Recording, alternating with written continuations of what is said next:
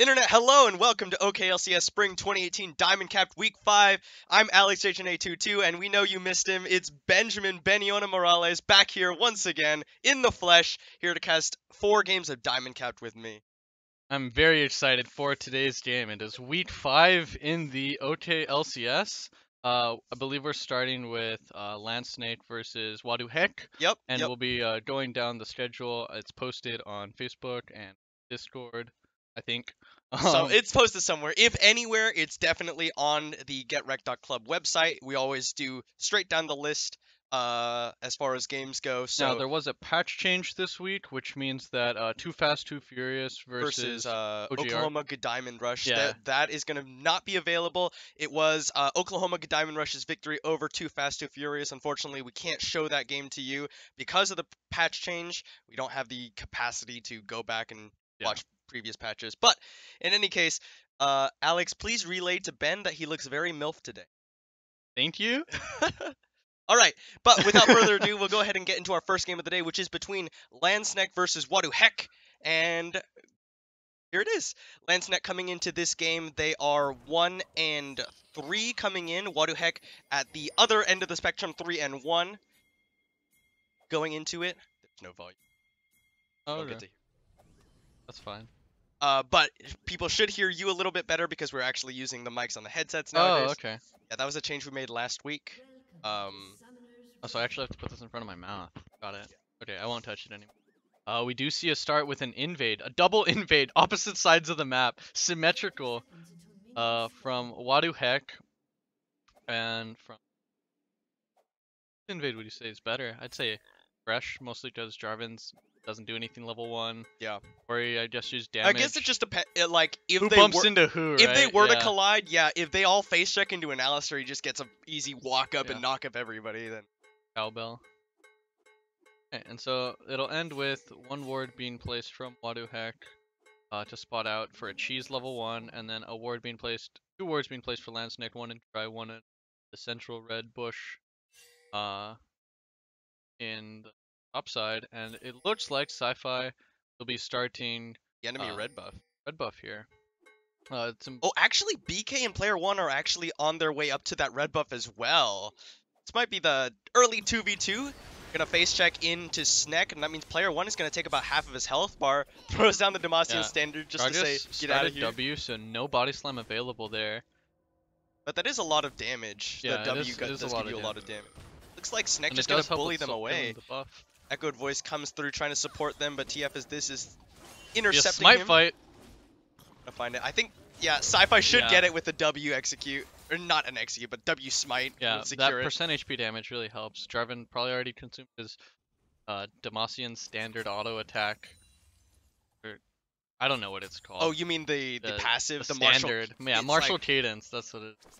Anyway, on blue buff now, Sci-Fi has that advantage of the buff. Jarvan not the best at doing all the other jungle farm route, and so this will slow down his pace as far as ganking is concerned. Sci-Fi now establishing, what is going to be more delayed gank times, which is important, at least for mid lane. Echoed Voice on the Lux. Ooh. That sends from PB Doughboy at level 1 for just to pull Weeaboof off. Yeah, most likely because they started with that invade. Instead of taking play, he took Death Sentence. Which is fine, right? He did land it onto Weeaboo. And there's the level 2, so now it doesn't even matter. Yep. So let's talk a little bit about these teams. Wadu Heck, traditionally known as aggressive team. Sci-Fi known as being that really aggressive jungler. Does, 50-50 as we saw in some streams. So I'm interested in seeing how well they're able to play the Xayah Alistar. Typically you really want to play the Xayah Rakan if possible, but Alistar is a nice substitute. We don't really know how Big Ban got to that point. Yeah, well, we're actually, now that we're at a lull, we can at least talk about what bans came out. Missed the light binding, but that will mean nothing coming out of Sci-Fi. So, on the blue side, Snek banned away Zac, Sejuani, and Lulu from the side of Wadu Heck. And then Wadu Heck bans away Ari, Vladimir, and Braum for their first rotation. Then coming into the second rotation, LeBlanc and Yasuo taken away from the side of Wadu Heck by Snek, and then Swain and Tristana on the other side, Wadu Heck not wanting to deal with those coming out of Snek. Yeah, so either an early pick Alistar and then a later pick Xayah, but not both, even though it wasn't banned. The Rakan at least. Yeah, so that's an interesting, pick ban. priority. It's not the end of the world. Obviously, Xayah is still, a very fully functioning ADC. I'd rather have a Xayah on my team without a Rakan than a Rakan without a Xayah. I agree entirely. I don't think Rakan is really that effective as a support now anymore without Xayah to complement. So it'll be interesting to see how well they can play off the aggressive. But now the interesting part of this game, the Aatrox from Jack Love's Land. Yeah, it's almost. Oh, here we go. Ooh. The Dark Passage is gonna pull him in. The double flight out from PB Doughboy, and there's actually no knockup from Weeaboo. He's gonna flash away, headbutts out Sci-Fi as the Blade Caller comes through. But that is the Summoner Burn from Weeaboo, so now PB Doughboy can pull off the. Sorry, not PB Doughboy, but Sci-Fi can pull off another gank on the bottom lane onto that already low health Alistar. Yeah, these are actually a lot of Lancenik's iconic champions. Good light binding. Team Lancenik is usually criticized for having smaller / more niche champion pools. Jack Loves Lamb, he does play that Aatrox that not very many other people. And the OKLCS Poppy that not a lot of top laners have really opted for. Weeaboo goes aggressive onto PB Doughboy and Karamat, but the Dark Passage will get him out to safety. Death Sentence doesn't quite connect. But you see Sci-Fi, he's like lingering around this bottom side, just waiting for his repeat gank. He knows that that's where the action will be. Trusting Jack to, farm well into the Gnar, using the Dorian's shield health regen as well as the blood. Oh, Death Sentence gonna land, and that's the exact same gank! They pull him back in. Weeaboo has no flash this time. Sneck gonna slow him up, and there's nothing he can do. First blood goes over to Sci-Fi. Nicely done. Fool me once, I have flash. Fool me twice, is roast beef. The bot lane. So I was gonna mention it's pretty interesting that the pick ban, the niche champs all got through pretty much. Sci-Fi really, really good on Gradius. Jack, he's known for his Aatrox. The Poppy wasn't banned away, and then hold on a second as BK comes in. Gonna be able to dark out, but it misses the flag and drag, but it's not gonna matter. The electrocute and the auto attack from player 1 picks up a kill for WaDuHeck. Mode. Weird flash there from Jack. Usually you want to flash like away from the ETU. That was really getting really close to getting knocked up from the Jarvan ETU. It was kind of like half reactive flash, half proactive flash, which is like the worst of both worlds. Because a reactive flash, you want to do it reactively and you want to have good reflexes, and a proactive flash, you want to do it early enough so that the EQ damage won't go through. He does end up falling, does use the teleport to get back to lane, and no sums burned by BK or by player 1. So previously, player 1 obviously was jungling, but now he's in the top lane. He's playing his signature top lane Gnar. He still likes to play. Sci-Fi coming in onto TF as this. He might have to flash over the wall here. Does get a good shockwave, but he will have to flash anyway. Echoed Voice was low on mana and doesn't even have the level 6. Yeah. I really gonna question that shockwave because if you think about it, right, Echoed Voice didn't really take damage in that game. He moved unscathed, right? And then Gradius is a champion with really nice healing. If you're gonna flash, just flash, save your shockwave, and then try to make a play either on your own lane, right? Because Jarvan's gonna be hitting 6 soon, or use it to roam. I know a lot of Oriannas will use the shockwave in order to get lane pressure to chunk out their opponent, which is something that Lux also likes to do with her own ultimate, is to chunk out after she lands a light binding in lane. So that cooldown being down for the next 60 seconds is an open window for Echoed Voice to be playing aggressive and for TFSS to have to play passive. He did recall, picks up his Lost Chapter, which segues nicely into the new patch. AP items! Yeehaw! So not, I guess, in this game, because right, this is pretty standard stuff. Orianna, everyone plays Ori. And I guess Lux, fairly common at least for Lancenate. But hopefully later today, we're going to see some new picks because of the fact that the AP itemization changes open up a bunch of stuff in the mid lane that wasn't the old, like, 4 Ryze, Azir, Zoe. Yeah. Ooh, Jack is going to get the Dark Fly onto player 1, who will hop onto his head and bounce away. Just going to get a couple more Hyper Procs off, and Jack takes the lesser end of the trade. Something we get to see here in the top lane. Jack's getting really low. He won't actually. But he does have the Guardian, not the Guardian Angel, but the Revive from the. Yeah, he won't actually have procced that, and so he has to stack up his Bloodwell before he gets access to the Revive again. That gives an opening for player 1 to play really aggro. You see, Jack actually goes. He's doing the crab here to heal.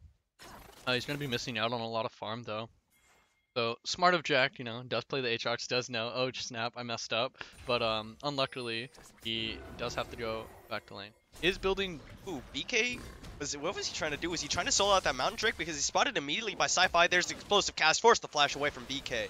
Meanwhile, top lane Jack, kind of really new change to the top lane, right? In the resolve tree was the bone plate armor, the boneless pizza rune, which allows you to, after you get hit, you'll occasionally see 3 little shields circling around Jack. And what they are is they're just a damage reduction on the net, a flat damage reduction of It's like like 20 50, scaling to 20 to 50 scaling to 50. per level that ends up just blocking the next 3 instance damage. So not on the first attack, but it's like the second, third, and fourth that you take in the Will 5 be second reduced. period. So it's essentially like, oh, hold on a second. BK going for an aggressive invade onto Sci-Fi. Sci-Fi gets the superior smite off, but the red smite coming in from BK onto the enemy jungler will force him to body slam out. Player 1 is actually between towers. TF as this was on his way in, so Wadu Heck with the proactive play here in the top side area. It's like a weaker version of Aftershock that is in a different row. You give up Demolish, which is very useful on top lane split pushers like Aatrox, and you give up Font of Life, which you probably wouldn't be taking on Aatrox. It's more of a support rune. But it's interesting to know. Oh, Dark Flight. oh, Oh, he that interrupts actually the got knockup! BK tower aggro. That was nicely done by Jack. So he Dark Flighted on top of BK as he was Unstoppable, going by in. the way. Yeah. Yeah, so he took the Q damage from BK as well as interrupted the dash that gave BK tower aggro, and Jack just bursts him down with the Massacre, the Aatrox ultimate.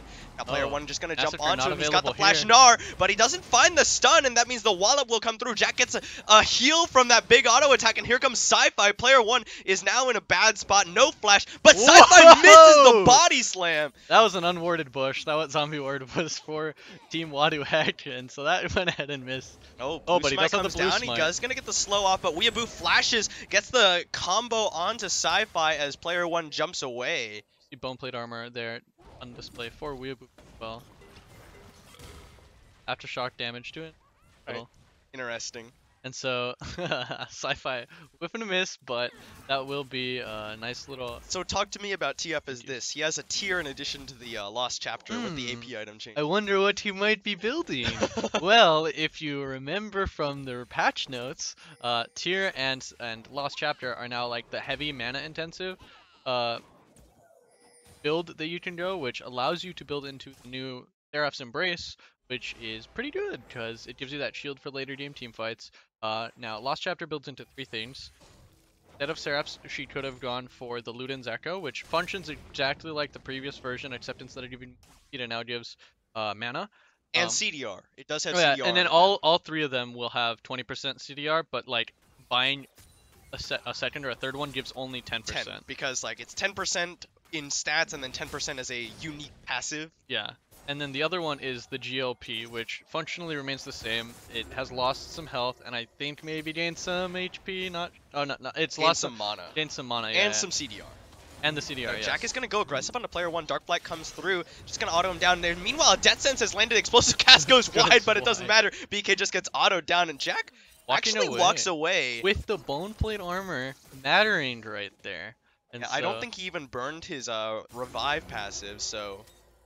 And he does not have teleport to get back to lane, however. So all these constantly not proccing his passive, having to walk back, going to the scuttle, that has accumulated in a CS lead for player 1, however... As well as possibly Tower First Blood here. And so let's go ahead and just check up on the gold, because that's where most of the gold difference should be happening from. 400 gold lead, or sorry, now make it 1100 gold lead due that Tower First Blood going down in favor of player 1. Only a 500 gold lead across the team. The major gold differential being in jungle and in it's right there. Mostly just due to the fact that Alistar did die. Thresh picked up one of the kills, and then jungle just having a little bit easier time farming camps as well as finding good ganks.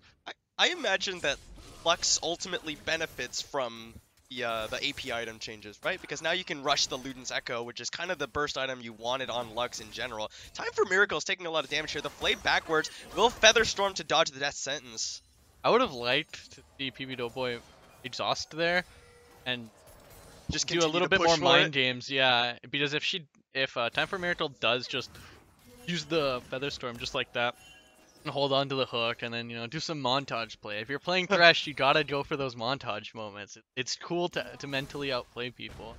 So we do see some lane Yeah, dominance. the moral victory of outplaying your opponent. Yeah, you do see some lane dominance here come out from TF is that he does have a little bit more mana to toy with. Here still gives the mana costs as a passive, which means in lane, if he's able to find some combos, he's able to zone and just farm more efficiently. Now, it does look like Echoed Voice will be building the Ludens. He also went ahead and got himself the Magi's Ring and the Doran's Ring, which can kind of scream, what is gank happening me. here? The body slam comes in, the explosive cast flashed away from by TF as this Shockwave lands onto Sci-Fi. Now BK is in the mix. He gets the Cataclysm, forces the flash away from Sci-Fi as Jack and Player 1 both arrive in the mid lane. Player 1 goes in, gets a Gnar onto just Jack, but it might be enough. He's gonna flash out to safety, will go down to TF as this through the Dark Flight. Yeah, the command attack landing last second. Not unstoppable to damage, by the way. Yeah. Best kind of CC. That was very nice coordination there from Wadu Heck. I'm running into mid lane, guys. Go ahead and keep fighting. That's like the third ult that I see Sci-Fi kind of not do so well with. Obviously it got flashed away, but when you are playing a champion like Gragas who does have so much flash pressure on the enemy team, it's more important, I think, to play around enemy flashes as far as this guy doesn't have flash, let me make a play on him, rather than continuously gank different lanes with different people having their flash cooldowns available, right? So Orianna having her flash up, right, versus Lux and Gragas, that's a lot of flash pressure to make a play, and if Jarvan is an easier target, I'm pretty sure Echoed Voice has the damage to burst him, since Jarvan is so behind this game, that it would have been... I'd like to see Gragas more play around Different the Lux target cooldowns. selection. Yeah. Makes sense. Time for Miracle picks up the Essence Reaver compared to the Guinzoo's Rageblade for Karamat, which means that, of course, Karamat with that the singular item is a little bit better than just the Essence Reaver. So Karamat might be the point of power that Snek play around here fairly soon. Not gonna find TF as this before the recall. Snek hoping to answer towers here in the bottom lane. Time for Miracle. Not quite gonna get hooked there. Fairly close. Yeah, fairly close on the tower health right there. So in the top lane, we do see that lead culminate into a full item now. Black Cleaver and Ninja Tabi finished for Gnar, whereas Aatrox is sitting on components of a Bork. And so with all that lane priority, he's positioning it mid lane. Echoed Voice does have both Flash and Barrier available, so he's not too afraid of dying, especially when he plays safe like this, but that chunk will return him to base, as Sci-Fi has to hold mid lane on his own. Oh yeah, but look, Player 1's in the mid lane as Jack is just hammering away at that top lane tower. Will go down a little faster than you would expect. And no Demolish available, but oh, Death Sentence threads the needle, finds on the Time for Miracle. Weeboof actually misses the headbutt, gonna get flayed back in. He's gonna pop the Unbreakable Will as Karamat gets exhausted, throws out the Chain of Corruption, and they will focus down Weeboof, or will they? He gets out just barely. He's gonna get slowed up here as PB Doughboy gets a double flay backwards. There's Weeboof going down. Karamat picks up the kill. Now Time for Miracle is in trouble. We'll have the Death Sentence available, and Jack is actually here. Death Sentence lands, and that will be Time for Miracle going down. Double kill over to Karamat. Yeah, that Feather Storm does not dodge the Varus ultimate if you're still within the ring. It's kind of like a Morgana ult in that sense. And then additionally, the Blade Caller not really finding anyone there, no roots at all. And so that will be kind of a misplayed 2v2 for the side of Wadu Heck. We complimented them a few weeks ago on their Thresh and Callista gameplay, but their Xayah and Alistar gameplay, not so clean. Really nice hook there from PB Doughboy. TF as this is about to face check into two members of Snek, but they both don't find their gap closer CC, and now BK's over the side. Black and Jack's not going to find Jack, but the ball is, there's the Massacre being used, and the Shockwave will pull in Jack and take him down. Cataclysm, but Karamat flashes into the waiting arms of Player 1. Player 1 just says, alright, you guys got this one, as he chases down Sci-Fi. Going to take some damage, flashes away from the Lucent Singularity. Flag and Jack comes through, but BK does not have the Cataclysm available, and they will not be able to close one onto Sci-Fi. Nars onto nobody! Life binding under tower! Player 1 will survive with the help of the Command Protect. Is too tanky there. The Command Protect, the bonus base stats from Gnar, all keeping him alive, and then a nice little rage quit there from Jarvan. He's back though. Let's just pause the game real quick. Kind of upset that he missed his flag and drag earlier, but you know, he did find a nice Cataclysm. Wadu Heck showing a little bit better coordination, except for that last little gnarl. Maybe a small mechanical misplay.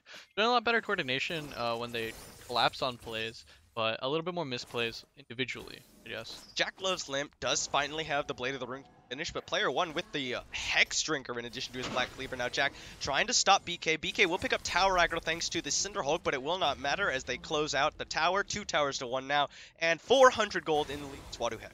And so Wadu Heck now heading up towards that Herald. They do have a minute left in order to kill it, and Team Landsnake will also be heading up here. All ultimates available except the Massacre, and no Gnarl, no Jarvan ult for the side of Wadu Trying to Heck. zone. Doughboy coming forward. Going very low. Final Spark comes through. PB Doughboy gets a hook onto it. Karamas now getting jumped on. It's the Rift Herald goes down in favor of BK, and Jack is in the back line. Gets headbutted into the pit, and he will be going down. Time for Miracle Pick is the first kill of the fight, but that's a death sentence onto player one. Gnar misses everything yet again. The wallet comes down, but Karamat picks up the kill. Now that Weeaboo gets a 3-man knockup. Featherstorm comes through from him, but the death sentence immediately afterwards. Time for Miracle goes down. They flay BK away, and they both flash out. Yeah, no Massacre there available for the Aatrox on the start of that fight. He does just kind of jump in and instantly dies. Without Massacre being up, it's very difficult for Aatrox to get that blood well stacked, since it does require 6 individual casts or Ws to be, you know, aggressively used. The Massacre does stack up in a team fight a lot quicker, the blood well, because you can use it. You queue in, you Massacre 5 people, instant revive available. But there, Jackalop's Lamp does not find it. Very squishy Aatrox rolls over and dies. And Gnarl did come off that fight, but he just used it on air. Player one unable to find really successful Gnarl outside of the lane phase. And so we do see that the Seraphs is, or not Seraphs, the Archangels. Archangels now finished. Of course, he's not quite of the rank of Seraph yet. He's just a mere Archangel. He is. Oh, can you see it here? You can mouse over that. It's almost almost done. done. It's almost done. It'll be there soon, guys. Don't worry. So usually you want to upgrade as soon as you're about to get it, because of the fact that it's just a little bit more gold efficient to have the active or the item. Because if you can have an active, why not have the active, right? And so, yeah, there it is. There's the Seraphs completed, and he now has a needlessly large rod, which can only build into one of 2 items now. Since they did change, and that could be one of the 2 for the 2 needlessly large rods going which into they the decided it was the most efficient build path they could give to that item. Or alternatively, and I think Orianna's a very good user of this because of the fact that she casts a lot of spells and she has that big team fight ability. Ooh, there's a death sentence onto BK, but the Flag and Drag came through. Now PB Doughboy might be in trouble. They got the ball onto BK, but he doesn't have the Flag and Drag combo. PB Doughboy gets out as the Chain of Corruption comes out onto Weeaboo, and Jack in the back line. The Massacre's available this time, and there's the final spark onto Weeaboo. They take him out. BK gets the Cataclysm in, and there's player one, but all of Snack flash away. Now they're focusing on BK. Time for Miracle. Pulse left Featherstorm. Blade Color only roots up 1, and the Dark Blight comes through. Shockwave finds 2, but it's not enough damage, and they all go down. 4 for 0 in favor of Snack. Wow, Jackalop's Lamp showing the difference that the Massacre makes on Aatrox. He's able to go into the backline, use that Massacre, revive, come back up. Massacre is still giving him that bonus attack range, so he's able to just apply that red buff to everyone in the fight, and he's able to stall out a little bit longer than Gnar was able to, as well as player one. Once again, no successful Gnarl. That'll be Tower and an Earth Dragon for the side of Landsnake. Pretty good Orianna ultimate, but too late into the fight. We were talking about the items that Needlessly Large Rod builds into. It will be the Death Cap. Yep, there's 2 of them. Hopefully, unless he's like doing like, I guess I'll buy the other one. Do you remember what the name of the item is? Which one is it? The one that has an active? Yeah, the Spellbinder? Yeah, Spellbinder. That's what it's called. It basically you can activate it for a varying amount of AP based on how many spellcasts have been around you, and a varying amount of movement speed. But basically, it's like a max of 100 AP and 30% move speed, yeah, if I'm not mistaken. It allows you to have strong teamfight power. You commonly see it on Vlad, on Kennen, on Orianna, on Rumble. These type champions who have these massive You say commonly the items have been out for like less than a week. Well, now. yeah, I say I've played a lot on the new patch in order to get used to it. It's good on. How about that? It's good on these champs. However, when you're from a losing side where you don't have so many team fights that you want to be going for, as well as it is a pretty unreliable item because you do have to stack it. Rift Herald popped in the bottom lane for Wadu Heck. Yeah, it looks like it was about to expire, so they're gonna go ahead and send it down there to Aatrox, and hopefully he doesn't massacre it, but just, normally kills. Oh, what is this? Sneck starting up the Baron, but they don't have a control ward. It's not in the back line, so they cannot see that ward coming down. Jack actually missed the Dark Blight onto the Rift Herald. That sentence goes wide, and Sneck, it looks like that's the signal to back away from the Baron. Yeah, they tell him their last next probably has, dude, how do they know? We have a control word on it. These guys are map hacking. But no, he just put it in the right spot. Oh well. Um, that will be the death of Rift Herald. It did end up doing the charge. Rift Herald can be CC'd all up to the point where it yells at the tower, Yeah. and then it can't be CC'd anymore. Even if it gets CC'd, however, it's got some like really buggy pathing, but Yeah, it's still I useful think to I've CC it. seen like while the Herald's like does the roar at the tower, I saw a Scion roar it away, and then it just did a long Oh range my charge gosh, straight into that's the tower. nuts. I'd love to see that. I've seen Ryzolt's. Ryzolt with Rift Herald is super buggy when you're on its team because like you can teleport it to like mid to bot or top mid to top or something, and then like sometimes it'll go for the nearest tower, sometimes it'll just charge to mid and like wall hack because there's usually a wall in between when Yeah, you're teaching yeah. inhibs. That's not super common, but it is. It's It is fun to funny see when it happens. Yeah, Ooh. Righteous Glory popped by Sci-Fi here. Boof blocking away the body slam. He's going to pop the Unbreakable Will as the Death Sentence comes through. The Explosive Cast will separate him from the team, and the Light Binding will keep him in place. He's going to headbutt Flash, but PB Doughboy is there, and Echoed Voice picks up the kill. Flag and drag out to safety by BK. Yeah, some double insects going on there where it's and your support's in my team, and now yours and Alistar returns the favor. But sadly, there was a little bit more damage for the side of Landsnake there in order to kill the support. So that will be a 4v5 on the map for a little bit as Aatrox and Gnar continuously duel to the death in the bot lane. Although Jack has a little bit more death to work with, I guess you might say. Yeah. He's gonna hop all over him. The Dark Blight comes through, and he has no hop if you remember, but Sci-Fi is here, as is the rest of Sneck. Player 1 is gonna gnar Jack into the wall. BK comes through, flag and drag onto Cataclysm, onto Jack, but he's got a big heal. Summoner heal came out from Caraman as well. Final Spark comes through, Death Sentence. Player 1 goes down. That's a good knocker from Weeaboo, but it's not enough. The Featherstorm, or the Blades, will pull in Sci-Fi, the Shockwave onto 2, but Jack is still in the back. He's gonna go down, gets the revive. Sci-Fi goes unstoppable. It's TF as this falls, and Jack will walk out with his second life. Yeah. It's important to note that the only thing you need to do as Aatrox in order to not have the Blood Well go down is just stay in a fight against a champion. And so right there, all the times that you're hitting Aatrox, the Blood Well is not going down. It's kind of like a never-ending Tryndamere way. And so that was really well played from Jack. The Massacre from the start of the 1v1 against it, player 1, did pretty much fill the Blood Well and kept it all the way down to the point where he continued the dive and used that Bloodwell revive in order to tank the tower and extend that team fight. Really well played there from Jack as well as the rest of Landsnake. Now we do see, so I personally have a gripe with Righteous Glory on Gragas. I don't personally think they're necessary. I believe that Flash provides a lot more pressure in a team fight than a fat guy running at you really fast. I prefer to see like an MR item or something for Sci-Fi.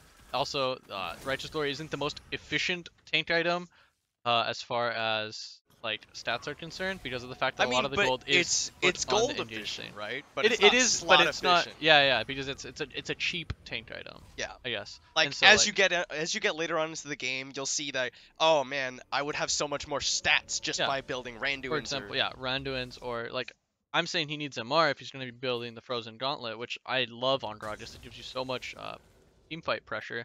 I prefer him build something like Spirit Visage, where it does coordinate with his passive, and it does allow him to, stay healthier if they don't find a successful engage. This is, or committing to, a fail engage and then immediately re-engage, where you don't know what your health might be, or if it will be available. So Echoed Voice has the Luden's Echo as well as the newly redesigned Morellonomicon. Hold that thought as the Death Sentence lands. The Dark Flight will as well, but player 1 hops himself out of there. Chain of Corruption dodged by the Featherstorm from Type of Miracle, but it lands onto TF as this, who has to flash away. Pops his Seraph's Embrace Shield. The Shockwave will find 3 members of Sneck, but that will be all that it gets. Yeah, the Boneplate Armor not reducing anything from a Shockwave, but spells to follow it. So that's some. Yes. We also got to see a neat interaction there. If Verisol lands on a target near you as you are in the middle of Featherstorm, it does not tether to potentially snag onto you when you land. So as long as he's midair, he won't get grabbed by it when it lands. However, if he is on the ground, ults after it's already sort of spread to him, then it'll continue to still land. grab him. Oh, I've and never seen Sneck is also going for yet another Baron play. PB Doughboy in the backside, trying to play zone, but he's all alone on himself. The Flay a back, he'll dead sentence into the pit, he'll say, come on guys, let's do this.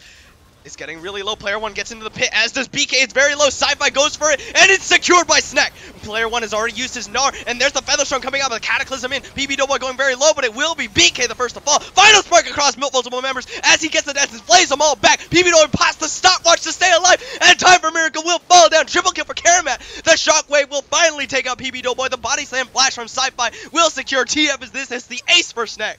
Yeah, Shockwave not available at the start of that fight. There was such a wonderful Shockwave opportunity there at the start of that Baron fight, but it was not available since he did use it a little bit earlier in the mid lane. He used it pretty much off cooldown there and found a decent Shockwave, but once again, it's at the end of the team fight.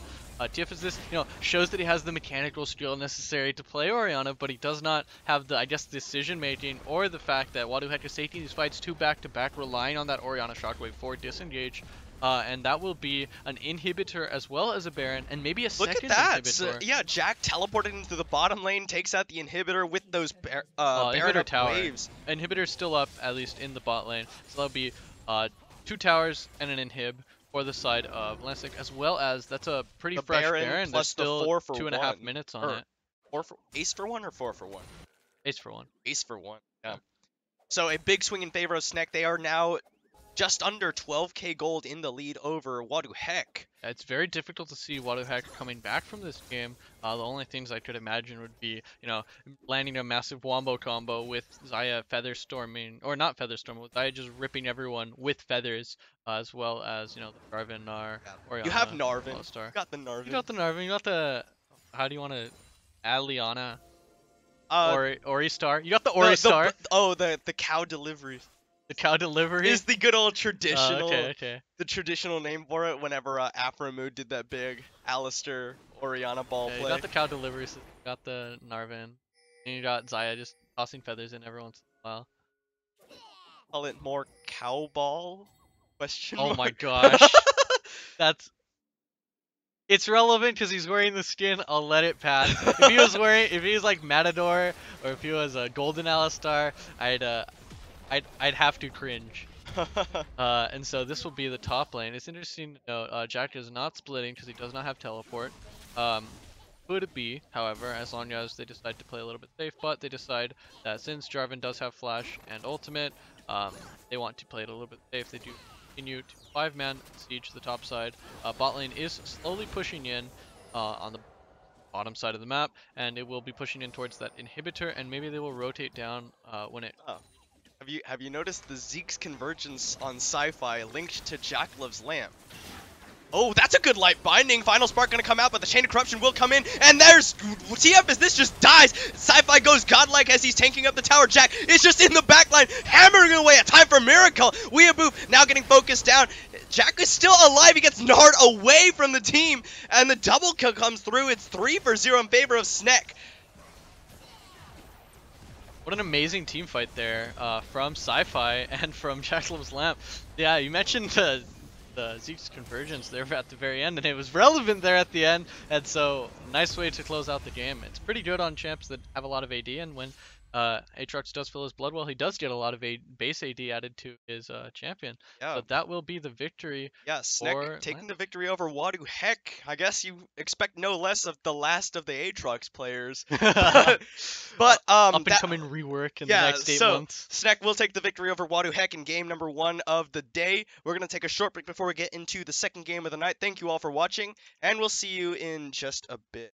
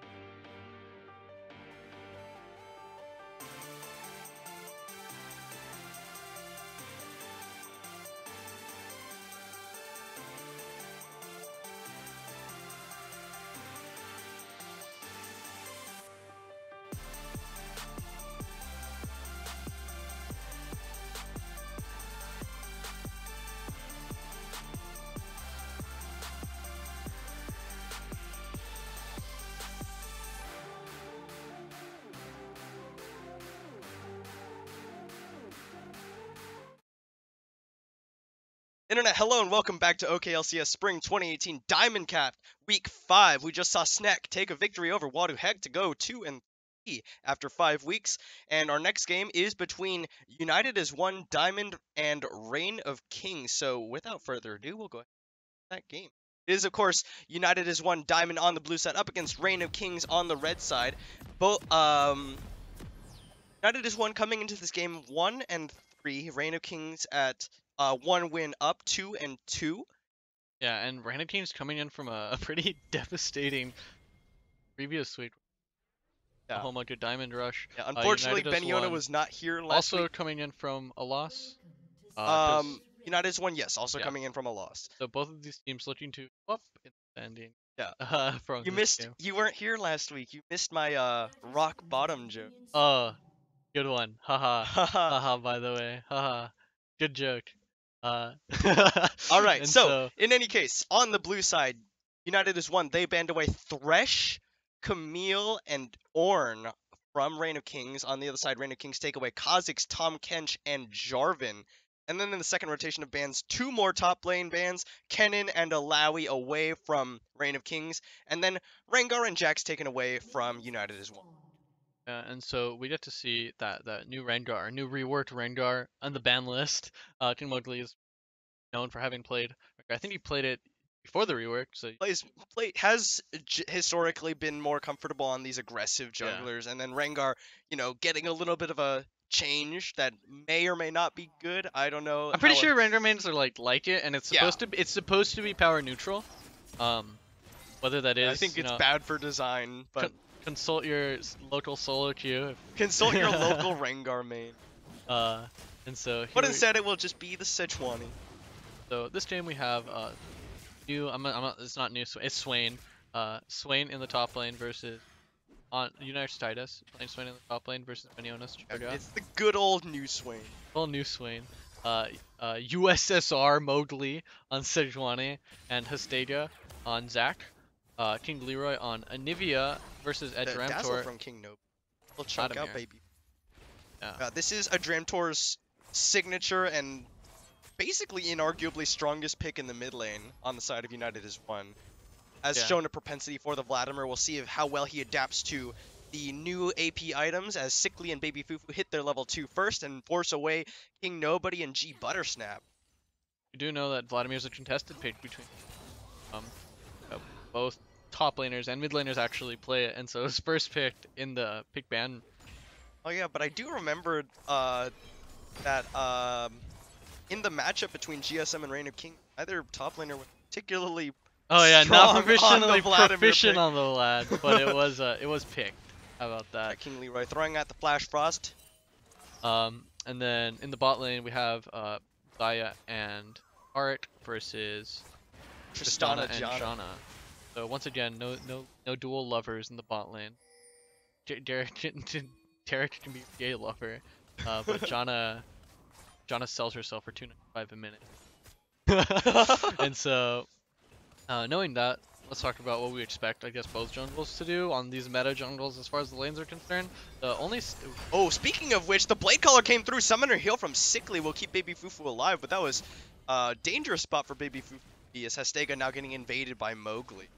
Yeah, Swain making sure that he uses stronger superior wave clear against the pretty weak Cho'Gath levels 1. Cho'Gath pretty much not a champion. Top lane levels 1 through 6. Anything with pressure can push him in, and USSR Mowgli making sure to take advantage of that and go. And there was a smite fight over the Krugs. Hastega went ahead and recalled, building what looks like a Crystalline Bracer, I guess. His inventory right now. You're right.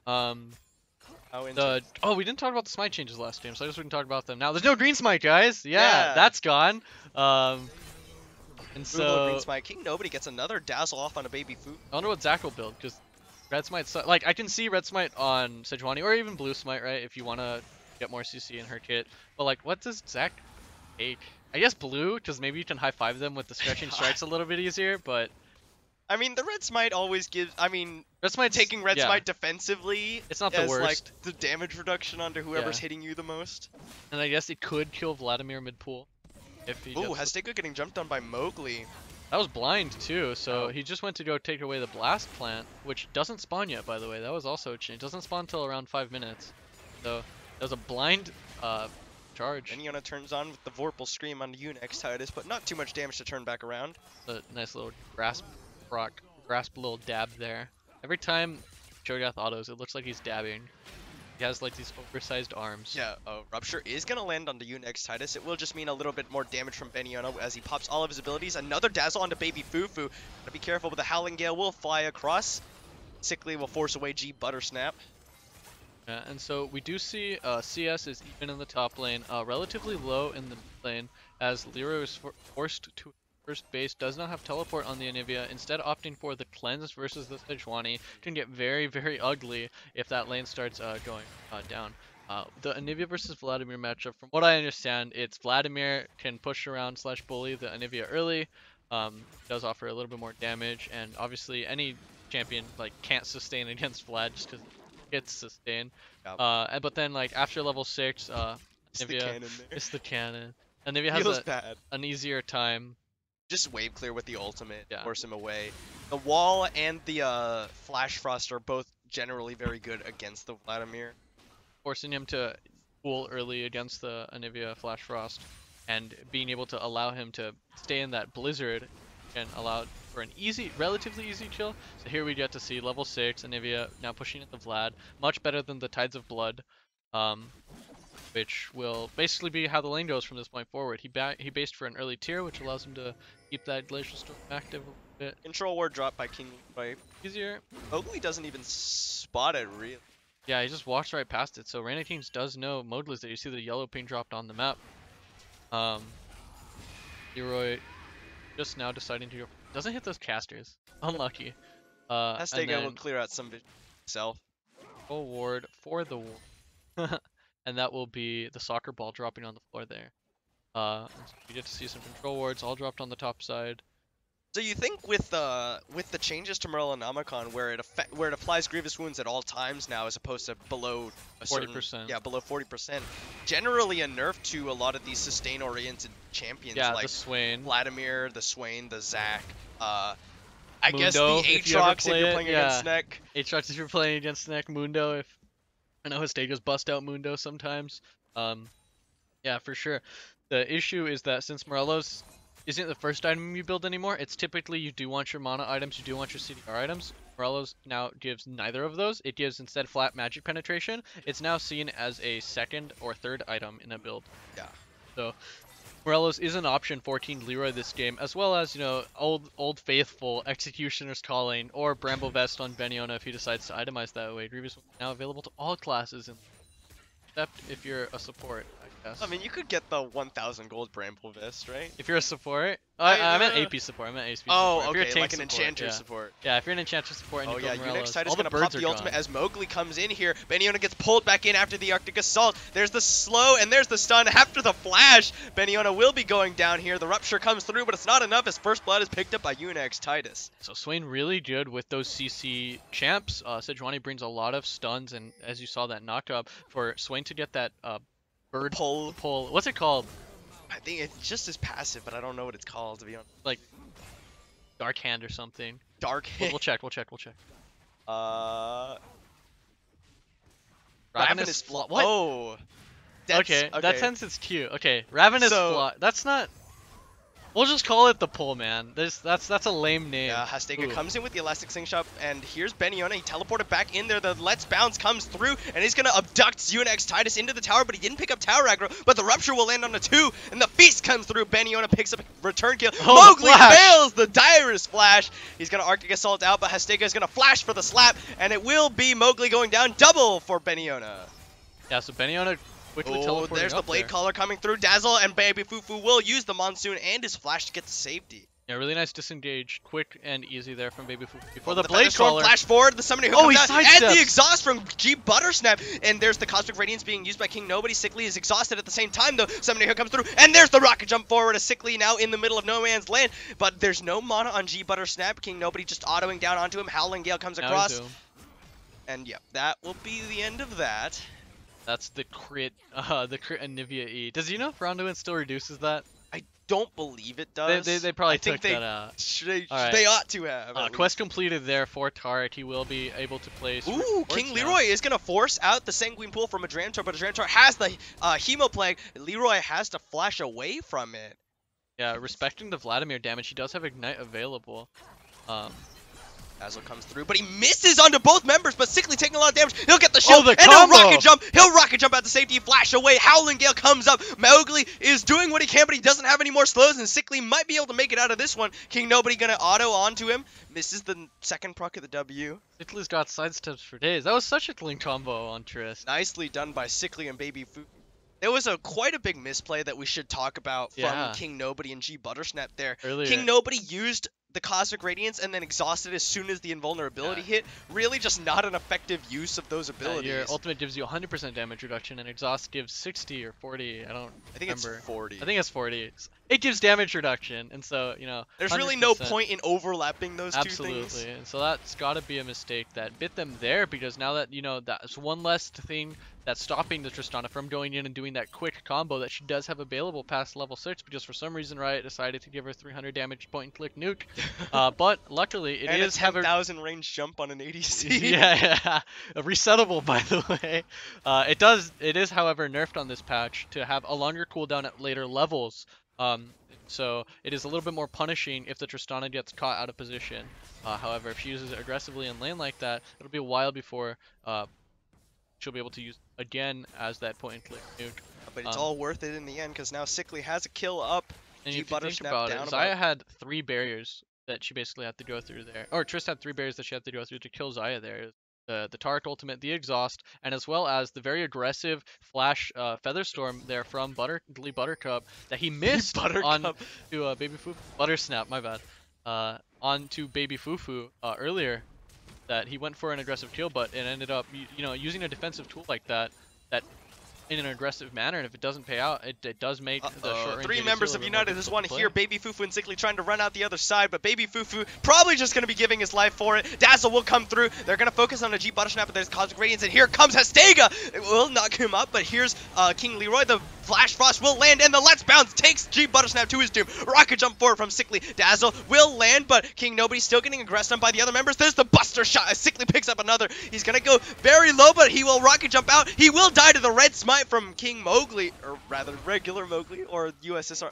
Whatever. USSR Mowgli, yeah. It will be a 3-for-1 in favor of Reign of Kings. There you got to see jungle changes mattered. Red Smite got the kill. No. This is Mowgli we're talking about, though. He probably would have gone Red Smite anyway. Yeah, probably. Knowing him, very aggressive, even on the situation. So we did get to see that a little bit of CS miss there from Leroy for that roam. Hastega finding a Dramtor there. There's the Flash Frost. He's actually pulled into the Raptors by Hastega, but a Dramtor, he throws down the Hemo Plague, is going to get exhausted by Baby Fufu as the Sanguine Pool comes through. Hey, there's the Proto Belt out, but Hastega still going forward. Dazzle will not land. It will land. The Monsoon comes out. Exhaust goes down. Hastega going to slap them together in the Glacial Storm as Mowgli comes out with the Arctic Assault. Hastega gonna run for his life out the other side. He's gonna jump into the Dragon Pit. Will the Dragon be able to kill him up? It is a Cloud Drake, does a lot of single target damage, but he will be able to make it out. Yeah, so Cloud Drake does less damage per auto, but has higher attack speed. But all dragons do percent HP, so when you're low HP, it's less likely for that auto to kill you. Luckily, it was only one. See, if that was Ocean, I'm pretty sure Hastega dies there. It just runs you down with the slow. So in the top lane, the last time we saw them, right, there was that double kill. Beniona now building a little bit more armor. Last time we saw our heroes in the top lane, there was a double kill for Beniona. Rupture gonna land on the Unix Titus, but it's not gonna mean anything. And so a lot of MR now for Beniona, as we do see, 3 pretty high magic damage champs, side of United as one. Looking like he's building either an Adaptive Helm or an Abyssal Mask, or both, for Beniona. And then the rod completed for Unarchitis is sitting on that stopwatch. The way that Swain ult works is that, Which now activates a 10-minute stopwatch. Yeah, it's now available. The stopwatch, you can use it and be in your Swain ult, and it does still continue draining, but you cannot reactivate it unless it would have otherwise expired during the stopwatch timer. That's an important note, because you can just kind of walk away from the Swain if he stopwatches. That's kind of one of Swain's weaknesses. They do know that King Nobody was there, so they took the time to get some free autos off. The Dazzle will be rocket jumped away from the Glacial Prison, used onto Baby Fufu. Monsoon not available, he'll flash out to safety, but Mowgli follows Flash. Howling Gale knocks him up, and here's Hastega! Slaps over the bottom lane together. There's the Cosmic Radiance coming through, but double teleport coming in. Baniona's here. The Rupture will land on G Buttersnap, and Sickly picks up another. They Let's Bounce abduct 2 members as Unix Titus pulled in the middle there. He's gonna get the Elastic Slingshot, the rocket jump forward from Sickly yet again, and that will be Unix Titus going down. Double kill for Sickly. Yeah, really nice teleport from both top laners there, but one of them got kidnapped, the other one managed to just yell at people the whole time, and that will be a 3 kills for the side of Reign of Kings, as they get also what looks like the bottom tower with that Demolish and Tristana offering a lot of damage. Wow, that's the whole tower, and potentially a Cloud Dragon as well, as there's nobody from United as one to defend it. I believe that will be eaten by Cho'Gath, since up, and he Yeah. did not use it in the previous fight. It's a nice way for him to get the stacks. Attractive. Usually like 10 to 12 is where you want your Cho'Gath to be at. However, if in a losing game you might get 6, and in a winning game you get I've gotten all the way up to 20 before, which is like really fun. The size does cap out at 10, and obviously with levels, but it'll be Adaptive Helm finished up for Beniona, still no sitting Abyssal on that Mask. catalyst. Yeah, no Abyssal Mask. The Adaptive Helm does offer a little bit more health regen than the Abyssal Mask, but the Abyssal Mask obviously gives a little bit slightly more efficient version of the catalyst.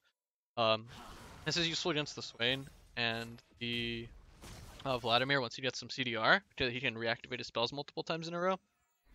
But I believe that the Death's Hand, the little, Sith Lord move from Swain, it does have less than a 4-second cooldown, so it should be, it should work in the one. We do see now a lane swap for the side of Reign of Kings, as they have Beniona, which has no armor in the bot lane against the ADC, and Ooh, a Drantor takes a huge chunk of damage, as well as, of course, the Sanguine Pool health cost. so both jungles playing towards the top side. Flame is, wave clear mage type with Death's Hand. Once he gets past that AP breakpoint, and so it's kind of difficult to take the tower away. Reign of Kings has no teleport available, but United as one does have two members in the bot lane, so it is an outnumbered fight in the top side. Mowgli's just linking around that top side, getting ready for 2v2 as Beniona looks for the rupture, but it's just going to be dodged by the Sanguine Pool from a Dramtor. Gets the demolish on the mid tower, and then Cho'Gath just Mosey's walks back on out bot of there. lane. It's always really funny to see the roaming Cho'Gath, because he looks a lot slower than he does. As he gets bigger, his walks, his steps get slower. That's the way that. It's just because of a bigger stride, you know? Yeah, for sure. That's what it is. But Just really big dinosaurs lumbering take down less steps. The short person versus tall person, you take less steps, but they're much bigger. It also means he's an easier target to hit with the Swain E or the Sejuani ultimate. So, Sickly and Baby Fu sent up to that top lane by Reign of Kings as USSR Mowgli and King Nobody look at that Rift Herald. Menacingly, clear wards around it.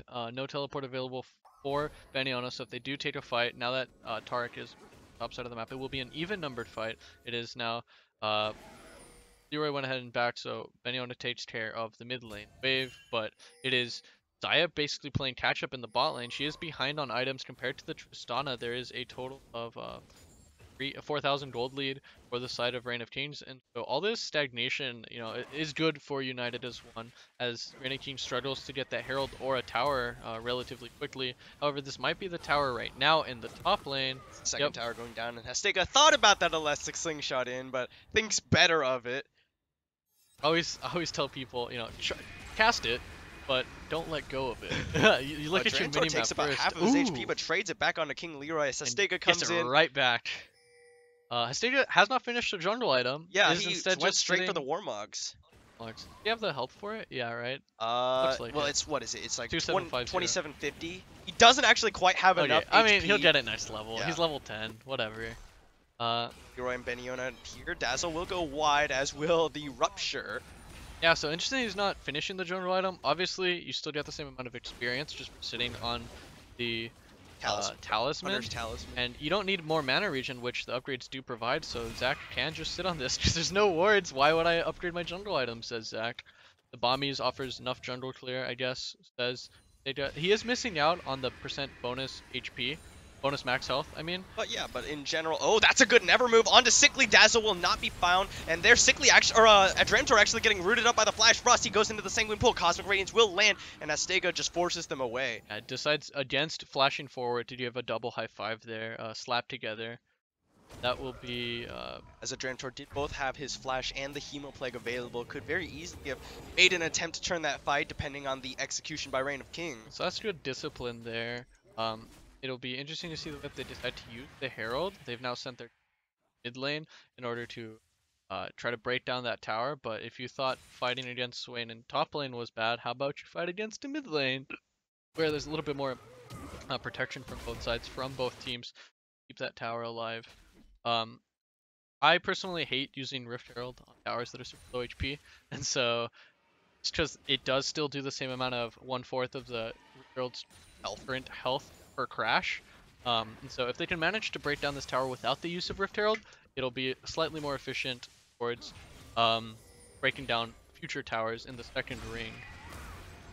King Leroy just trying to use the Crystal Ice to Stuns the wall flash. there. Yeah. not the crystallized wall, but the torch. Torches of mid lane. And so we now see Beniola has gotten some armor. It looks like he is itemizing towards that Abyssal Mask, fully stacked on his ultimate side lane, so he's pretty much only going for epic monsters. So Champions at this point. What's the general consensus about the good old new Swain as far as builds go? Is it more towards the AP variant with the Sorcerer shoes that Unix Titus has opted for? Yeah, Or so is it more of like a Bruiser where you build like Rod of Ages, Abyssal Mask? Similar to like Gallia. yeah, I would imagine you want to. Well, I've seen Gallias just straight Just up go build full AP. AP. Right? I guess I mean like the old yeah, Gallia. old Gallia, yeah. I personally think that you need some AP on Swain in order for him to do any damage, because his base damage aren't particularly Nice use that of high. Glacial Storm, just cuts off that entire corridor as Random King's forced down the last remaining outer tower. Yeah, and we see actually Hestia will be top lane, laning against the Vladimir on the high five, but that will be it. There is Dragon on the bottom side. I guess they have Consume, so it's not like that Feast. bad. Oh yeah, Feast, my bad. Consume is the The new Nunu Q. one, yeah. Better, Devour better is the than Tom Nunu. Kench W, and then Feast is the Cho'Gath ult. Yeah, the different Vor ults or abilities. Yeah, speaking of which, it looks like that ultimate will be put to use in securing this Cloud Drake as Hastega and King Leroy are on the top side. Feasts down the dragon, so that's double Cloud in favor of Reign of Kings. It's fast evil. Hasty. Hastega boys. And so Baron has live for 2.5 minutes. That will be the next major objective, I guess, that they will play for.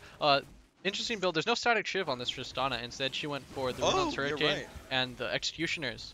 And so Executioners, I definitely understand. Sickly rocket jumps to secure the red buff. Thank you, thank you. You ever watch Tyler One stream as far as how he talks to his junglers? Like, I'll be taking your red buff now. It doesn't ask. That's mine. So 413 Tristana, I'll be taking that red buff, Zach. Thank you very much. He doesn't need it for the health regen. He has the Warmogs, and he doesn't really auto attack because the high 5 doesn't apply auto attack modifiers. So that will be, I guess, a lot more efficient on a Runon's ADC. Yeah, so he's opting for a lot less burst damage with the static chip and the rapid fire cannon build that usually happens. Also getting less fleet footwork procs, but he's getting a lot more sustained DPS, especially since there's going to at least always be 3 people that he's fighting. You know, Tarek will act as a dual frontline with anyone he's standing next to, usually Sejuani. And then you expect Vladimir and Swain to be dipping in and out of the fight as their health regens and unregens as they take damage.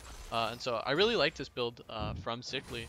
That he has so the wall actually pulls the Rift Herald to the side. It's gonna not do near as much damage as it could, but Beniona's here and King Nobody actually took a lot of harass for that one. Unix Titus flashes over the never move, but Sickly just rocket jumps out of there, so a little bit of a wasted summoner as the elastic signature comes through. King Nobody flashes away, the Let's Bounce subducts Nobody, the Unix Titus goes in with a stopwatch, and there's the Hemo Plague being popped down, but Hastega will knock 2 members together. The Cosmic Radiance doesn't come through, but Sickly goes down to a nice feathers from G Buttersnap, but the elastic signature finds 2 more. A Draintor goes underneath with the Glacial Storm with the Sanguine Pool, but there goes Hastega's passive as he knocks 2 members together. Beniona's on killing spree. Unix Titus, they're trying to focus it down, but the teleport comes through to keep the blobs alive. Unix Titus goes down, and it will be, what is that, 3 for 1 in favor of Reign of Kings. Yeah, I didn't quite see how Sickly died there. How did he die? Feathers. Feathers, okay. And that will, yeah, 3 for 1 for the side of Reign of Kings. Tower damage, build was spawned. Unable to do Baron because their AD died. Reign of Kings decides to refill here. A good amount of gold. For the side of Reign of Kings, so that's a 6k gold lead, 6.5. A successful tower defense by got it as 1, but they lost 2 more members. Able-bodied men in that fight. So see them go ahead and opt for some Baron vision control, which will promptly be taken care of probably by Baby. He's running quite low on mana, quite low on health, so he's going to need someone to take over as he recalls. Blue buff will be spawning for them, and so it's actually less important for United as 1 to be taking care of these blue buffs. I guess you give it to Swain, right? But Vladimir doesn't really need the blue buffs, as we see Vladimir now in the bot lane. Adrentor's opted for the Leandri's Torment. Is that still a good item on the Vladimir? Yeah, so I've been playing some Vlad, and the way that I see it is that, you know, you have your Morello slash the little, I think it's called Oblivion Orb that you can build to get old Liandry's Magic Pen, but Magic Pen against tanks, especially one that stacks MR like Cho'Gath, doesn't really do anything. Yeah. If you're against health stackers like Cho'Gath and like Zac, you do expect the percent HP damage to be doing a little bit more than the Magic Pen, just a tad bit of 200 per second or so, which helps a lot. It's not so much against the Adaptive Helm because Adaptive Helm does reduce that percent HP damage, Yeah. but a little bit more against the Zac who's built a Spirit Visage. Usually the way the math works out is Spirit Visage gives 20% HP bonus on heals, and Adaptive Helm gives 15% more effective tankiness against Swing magic W damage. just to see whether they're doing Yeah, Baron. the Eye of Sauron. I don't believe that's spotted There's the anyone. Elastic Slingshot coming through. King Nobody will get knocked into the ward, but the Dazzle comes through. They pull him in, but there's the Crystallize, cuts off King Nobody's escape path as Sickly rocket jumps forward aggressively.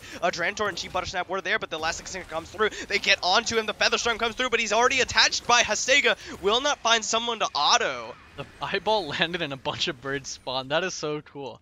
I haven't gotten to witness, I guess, the change in bird scenery very much. Yeah, if you know that like the birds like fly around the rift and just follow around. Yeah, they Swing. follow him based on how many like soul fragments he has. So Which anytime that there's he Rain lands of that, you see Kings. some birds fly in. Getting dangerously low, but Benioff does have the feast available to secure this one. The coming in USS Mowgli. No, it's actually Baby Fufu who secures the Baron as Unix Zanya's, but it's not going to be enough. Leroy's on a rampage as Mowgli silenced up and taken down by Sickly. Yeah, Baby Fufu with the Bloodwater Jonathan there secures the Baron. Oh my lord. In the face of a Cho'Gath Consume and 3 smites in the pit, Jonathan is what prevails. Okay. Not see that one coming. And that will be, I guess, a nice little soft reset for the side of Reign of Kings. With this Baron, you know, this should be a pretty easy take of the inner ring towers here, as they all reset and decide to run down lanes. As they Yep. reset And by King their Leroy items. has the finished Morella Nomicon now, so that constant source of grievous wounds in addition to the executioners from Sickly be cutting down on Unix Titus and a Dramtor quite a bit. As well as, you know, the latent healing coming out of King Nobody's Taric. A lot of hidden healing. Warmogs and Spectre Scout do offer a lot of, you know, regen in a fight. Vladimir and Swain have a lot. So, Hastega actually didn't opt to get a jungle item. Period. Oh, he sold it. I guess he's building a Knight's Vow now.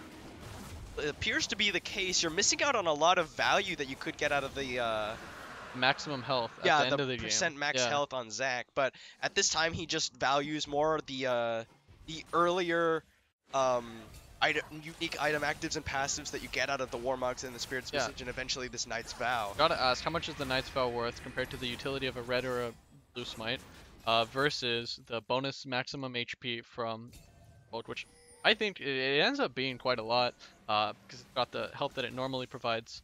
Now, as far as like Warmogs first or whatever, I can see that. Yeah. But once in you general, get those this late, multiplicative items like Cinderhulk, they kick in at 3 or 4. yeah, so it makes sense to have opted for the Warmog's first item. The question of whether it's worth it to not build it at all is a separate issue, but Unix Titus is getting jumped on. He'll miss the stretching strikes, but Hastega gonna kidnap him Oh! No, the Golden Zanyas Bird. will stop him from getting kidnapped. Golden Eagle, I should say, or I guess Parrot. The Raven. This skin, it's a parrot. He's a, Is this the Bilge yeah, this Water? is the Bilgewater one. Drantor trying to do what he can against Beniona, but look at all that magic, look at all that health. The Drantor just getting chased down under his tower by the Cho'Gath, the Glacial Prison from the side from Mowgli. Beniona flashes away to drop tower aggro. Rupture will miss, but so will the Arctic Assault. They'll slow him up. Don't have any more stuns to follow through, and he's just going to walk it out. We'll throw down the feast. It's just going to be a Drantor dies. Sickly and the rest of the crew from Reign of Kings just focusing down the mid as they committed to. As Hastega goes deep, layers the stretching strikes. Will knock together 2 members. Cosmic Radiance coming out. Featherstorm will be used, and United as one will walk it out. But Reign of Kings are the ones going deep.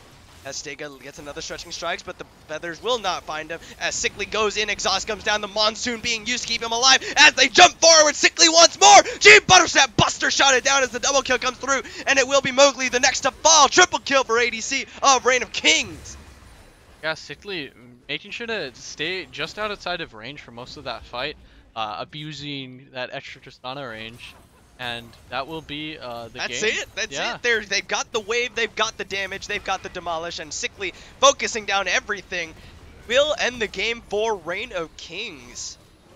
And Eventually. that'll be the Blizzard on the Nexus. There it is. Yep, there it is. Reign of Kings take the victory over United as one. In 30 minutes, Cho'Gath has left the game, the OKLCS Classic. All right. Yeah.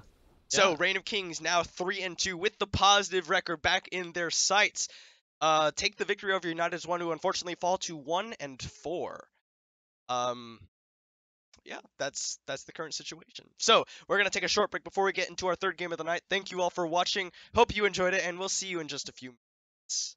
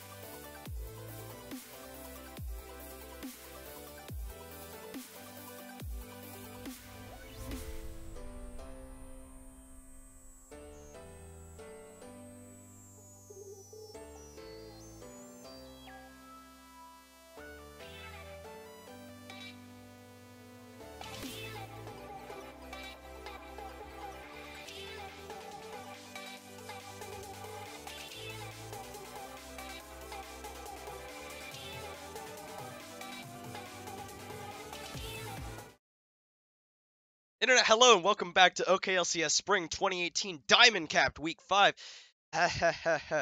We just saw Reign of Kings take the victory over United as one to put themselves back at a positive win spread, I guess you'd Yeah, call win it. spread, Okay, ratio, either one. well, all win ratios are technically positive. It's But greater than 1, because the ratio is like... oh yeah, you're right. Math, Uh-huh, uh-huh. math All right, major. but regardless, it is the time for not the final game, but the featured matchup of this week between Sky Zero and Apache. Sky Zero, they are 3-1 going up against Apache's 4-0, but if they pull, this is still the match for first place. If Sky Zero are able to take this victory over Apache, they will find themselves in a tied record with the head-to-head victory over Apache. So first versus second place. The Apache is playing the Camille Jungle, which is pretty cool. It's been seeing a lot of popularity with the electric for more gank pressure. And then let's talk about the stuff that was banned this.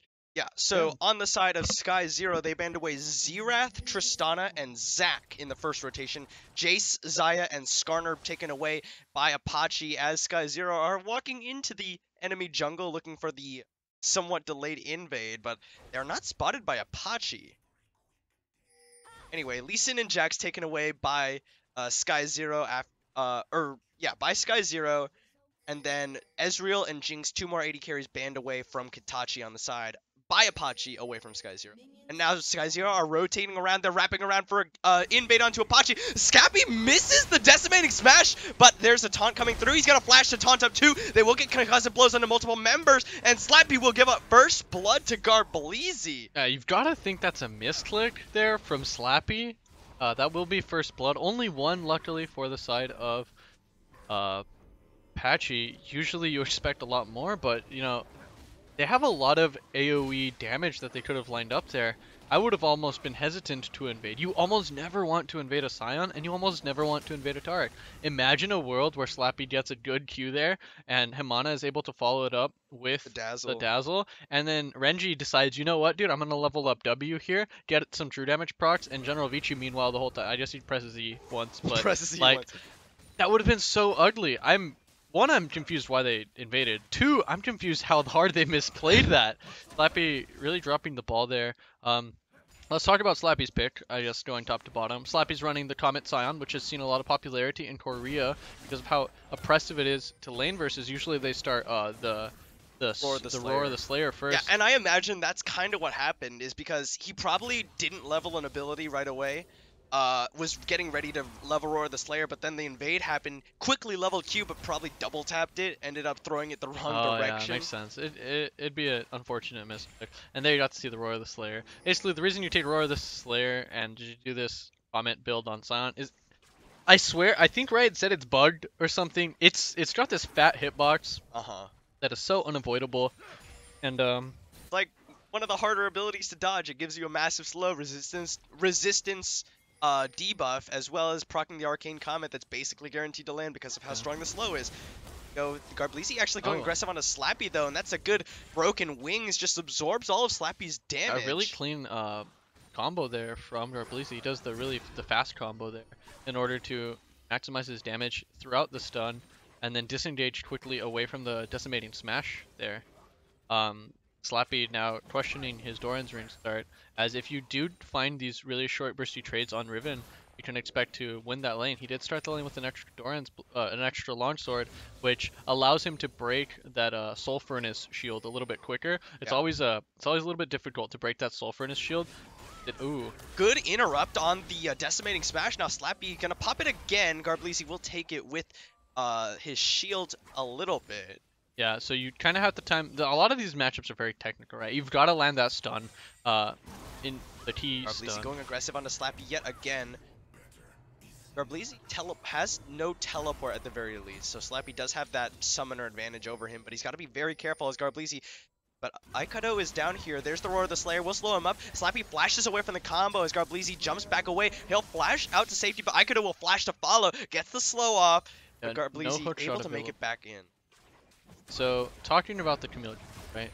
Camille jungle, she sucks at farming. That's just the flat truth. She needs to finish her Tiamat, and even then, she has no inherent sustain inside of the jungle ever since so long ago when her W.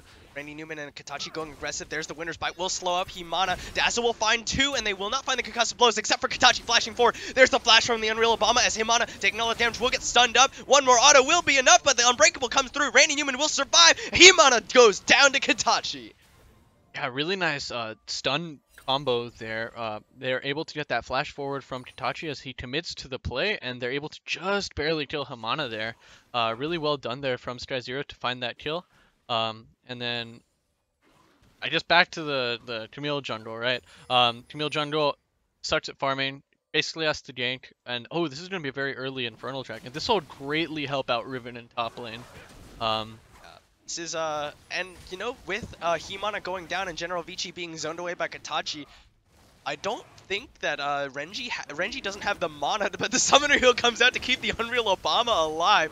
And, you know, they might lose somebody, but it's going to be an Infernal Dragon going down in favor of SkyZero. Surely, as here comes the Dazzle, Randy Newman will go down. General Vici just walks into Autumn, but Almighty gets in there. The Justice Punch blocked by Himana, but it will be Katachi getting the kill onto General Vici. He doesn't have the mana to cast the stun. Oh, there it is. The stun comes down, and the Unreal Bomber getting jumped on by Aikido now. It will get taken out by the Precision Protocol. Oh, no flash. Katachi getting away there. It's a 2 for 2, but the Infernal Dragon does go down in favor of SkyZero.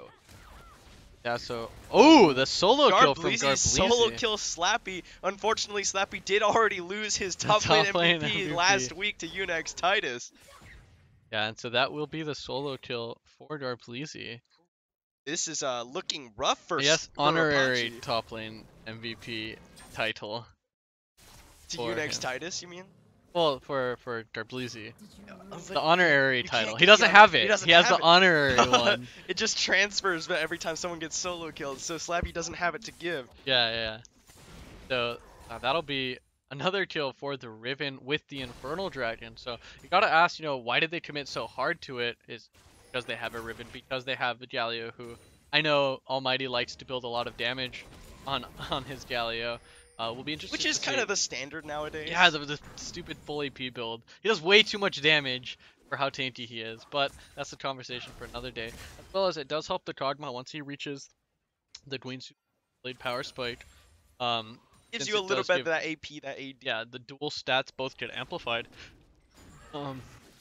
Doesn't help out the Brum or the 20 as much because obviously they don't really have ratios that are AD or AP, but that's okay. So back to the Camille thing. She looks for ganks. That's the point that I was trying to make. You really wanted to hammer that that in. in. There's just too many plays Camille's happening. a bad jungler for farming. Has to make ganks happen in order to be useful. Yeah, and so Unreal Obama's looking to scale / not make so many plays in the early game, but he was find some plays in the early game, specifically around the bot lane too. So that's really, really good on Unreal Obama, and also the bot lane of SkyZero in order to make those plays happen. It is a way of ganking top without ganking top, is basically to get that Infernal Dragon and to get Camille to make pressure on the bottom side, because Garblizi on the Riven lanes are typically really one-sided. Either she kills you a bunch of times, which as we saw, to be that way. That's the way, or she doesn't, because she gets camped, and so it's really unfortunate that Aikido and Slappy were unable to get a kill on the 2v1, and that Garblizi was able to mechanically play it really well. He got a really clean flash to get out of that fight and is able to, you know, not die.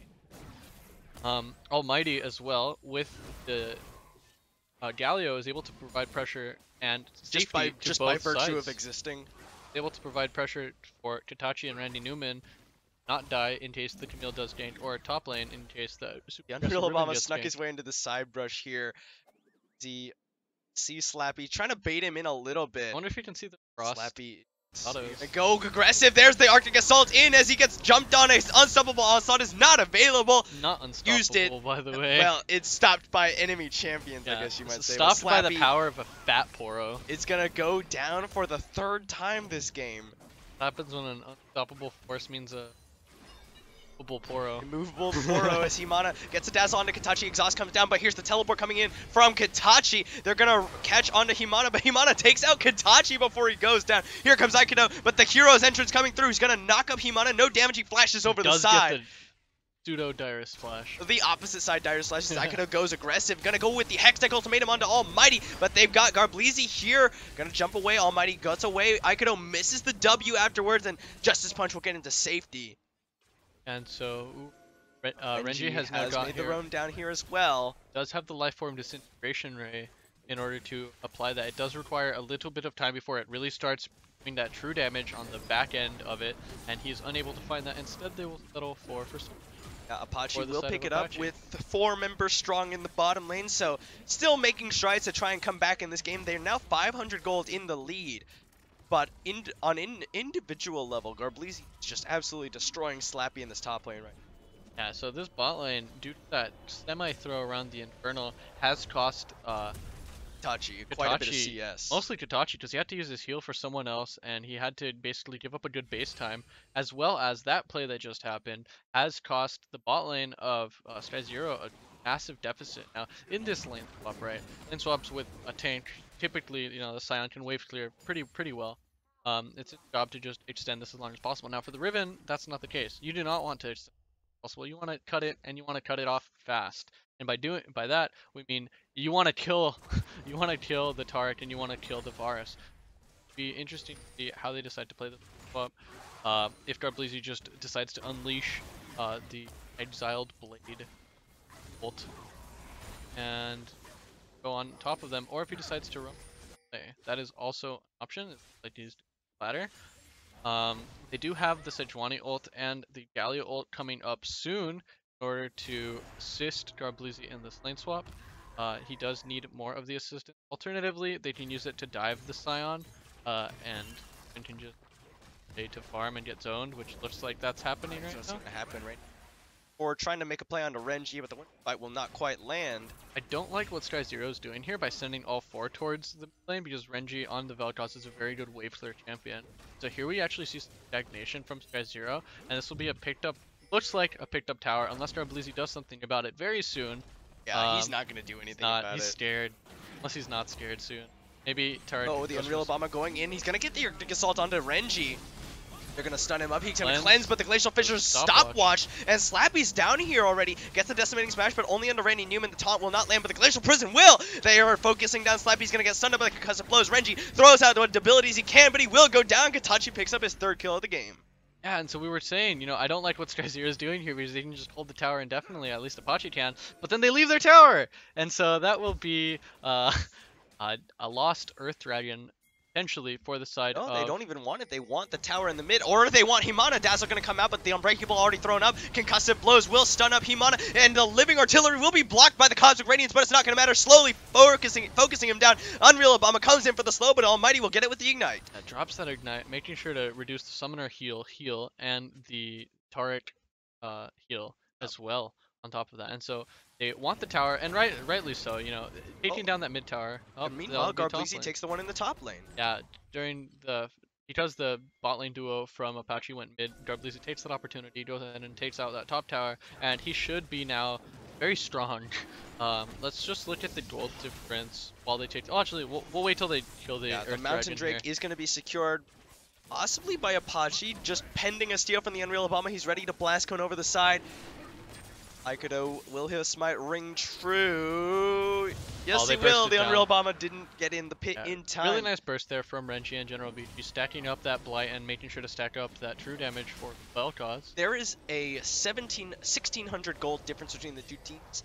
1,800 gold difference between Garbleezy and Slappy. And so that's the deficit that they have is much mostly on Garbleezy, and so it's up to see how Garbleezy is able to play this. It looks like he's doing the Death Dance Black Cleaver build, which is what you do. Well, actually, what that means is that Garbleezy's gold lead over Slappy is resulting in the entire gold difference plus the deficit between the farm of his other 2 lanes. Yeah, so Garbleezy is literally all of, well, most of SkyZero here. I don't want to improperly use literal. I mean, technically, pretty what much it is he's got a carry. Yeah, he's got a montage, and so Garbleezy is picking up that Death Stance build, which is pretty standard to do into the tanks. Mostly Is because it for sure the Death Stance build? The probably Caulfields could go towards a lethality it's item. probably going to be Death Stance because of the fact that it lets you sustain against the Scion, which has no form of sustain in his build. You don't need to build any other CDR after this, but he can if he has Transcendence, which we can quickly check by checking Ribbon. He has the, you have to click, we can check. Oh, How much CDR does he have? he has 40% right Yep, now. so he's running Transcendence this game. So he can do other CDR items, like the lethality ones, and it'll be cost efficient because the Transcendence lets you get AD from them. So he can do both builds, lethality and I don't know. I don't know how good one. lethality is on Riven, just in general. It's just good like, for bursting the backline. You might see him just decide to go for a Last Whisper build because of the fact that he will be dealing against Scion predominantly, but if he's looking to make montage plays, he does need the lethality. So a montage we'll get to play. see some into the inner workings of Garbleezy's Riven brain. Now Riven has been picked actually quite popularly in Korea, as in well the as LCK, a little bit as Randy in... Newman gets slowed up, the Chain of Corruption used as the Tectonic Disruption comes through. Randy Newman flashes away, throws out the Glacial Fissure, actually is able to make it out as General Vici taunted up by Almighty. Cosmic Radiance comes through. They're gonna Justice Punch out, but here comes Garbleezy. Glacial Prison will not land. It does land onto Renji, but he cleanses it immediately. Teleport coming in from Slappy as Garbleezy is exhausted down. Here's the Unstoppable Onslaught. Will land onto the Unreal Obama, but he will get stunned up by the concussive blows here surely. And there's the Hextech Ultimatum as the Life Furnace Integration Rate comes down. Flash Tassel from Himana, but it's no follow-up from the side of Apache. Yeah, Apache does not have any more abilities. Oh, but look, Itachi is in load! There's the hook shot coming in. Kitachi forgets he has a passive, just stands there and dies. Sad dog right there. Maybe not forgets, maybe stands there for emphasis. Yeah. For wow, you got me. Itachi on that Kog'Maw. No, it's to induce empathy. It's just a sad empathy, puppy. sad dog. How dare you kill me? You know, you wouldn't. It's one of those sad dog commercials with the music in the background, really pulling on your emotional Oh yeah, side.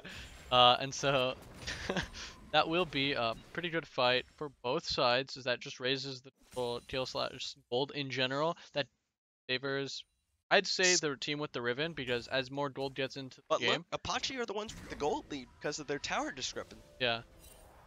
And a fairly large CS I think deficit that as for the General Scion tends to fall off, because in later team fights, his damage is even less and less. And also he's pretty interruptible, except for his ultimate. And so as long as you play around the ultimate properly, which hope Itachi can, since he's the one that really matters about getting hit by the ult. As long as Itachi doesn't get hit by Scion ults, the game definitely scales on the side of Sky0, especially as the more gold you get on this Riven, the more easy it is to one-shot the back line. Like, if there's just kills trading back and forth, it's red flags for the Riven. It does, well, actually, I guess all the items that build from Caulfields have a bunch of long swords. I can't decisively say Lots that. of long swords. Long swords are the key. Yeah, as Talon would say. So, to Sky0's credit, right, they have the gold right where they want it. They have it on the Riven, they have it on the Galio, who's going to continue to build AP, and they have it on the Kog'Maw. None of it on the supports of the jungle, as it should be. As it should be. And so Taric, has KS to kill, and Camille, the carry type jungle she does have kills, and that's all good. Trying to clear out the control ward, but he's gonna get poked away by the members of Apache. Poked as he loses 100 HP due to Guardian and due to passive. The Winter's Bite will find Gen. It's just gonna nothing to do. So top lane, I can't tell what it's booked. I know the minimap's booked as far as which one's bigger. So top lane has minions in it. Looks like it might be pushed towards the Apache. Knows you have to manually check it, which doing because there's so much action in the mid lane as they siege the tower. Now the siege, Camille typically doesn't like sieges. She likes finding picks around the siege. However, Taric, Vel'Koz, and Varus all love sieges because of the fact that Taric is incredibly good at disengaging, as well as bidding to fully on fights, which the Sejuani does do. The Kog'Maw not so good in a siege because of the fact that if he tries to use the ultimate to wave clear, it does have that additional mana increasing mana cost. Yeah, as the Rift Shell is dropped into Apache by Apache in the mid lane, Garbleezy will teleport up to help them deal with it, I guess. Yeah, I guess he was worried more about a fight breaking out, but you've really got to question, like, why would you TP defensively on the team that should be engaging? Look at his lethality. He's lethality. Oh, you're right. Oh well. Maybe he doesn't need the lifesteal. Maybe he's thinking to himself, I can beat Slappy without the Death Stance lifesteal. Maybe probably just looking at Deciding General to Vici go for the and one-shots. Renji, Yeah, for sure. He does see that there is no Zanyas on Renji yet. The stopwatch is down. And so the montage, the stars are lining up. Flash available for Darblizzi as we prepare for the next montage moment. Is down in the bottom lane without his teleport, so this is all on Apache. The Unreal Obama is a little bit by himself here, separated. The Chain of Corruption will come through. Life Form Tectonic Disruption comes out. Hextech Ultimatum, but there's the Hero's Entrance. Life Form Disintegration really will take out the Unreal Obama, but now they're going in. Garblisi already used the win, or no, he still has the Wind Slash, but he's exhausted down. Renji on the side. They stun up one. They get down Himana as Aikido falls for the double kill. Garblisi going into the back line will interrupt Slappy yet again. They actually Living Artillery snipes down Renji, and Slappy will go down yet again. The Justice Punch onto General Vici, and it will be the last member to fall, the ace for Sky Zero. Yeah, so that is a 5 for 2 for the side of Zero. That's really, really good. And once again, you know, the lethality, maybe not flash one shot in the back line, but he was able to pick up and snag the kill on the Camille with the Wind Slash, and that will be not an Earth Dragon. They decided to instead go for the towers, which I totally agree with. If you're against this siege comp, towers are key. You can take these open fights away from towers much more comfortably than you can take the towers. And so any opportunity that you have should be towards these towers. Very intelligently, they decide to go for both the bot lane and the mid lane tower, and they will be much like the Tide going in and coming back out for this Earth Dragon.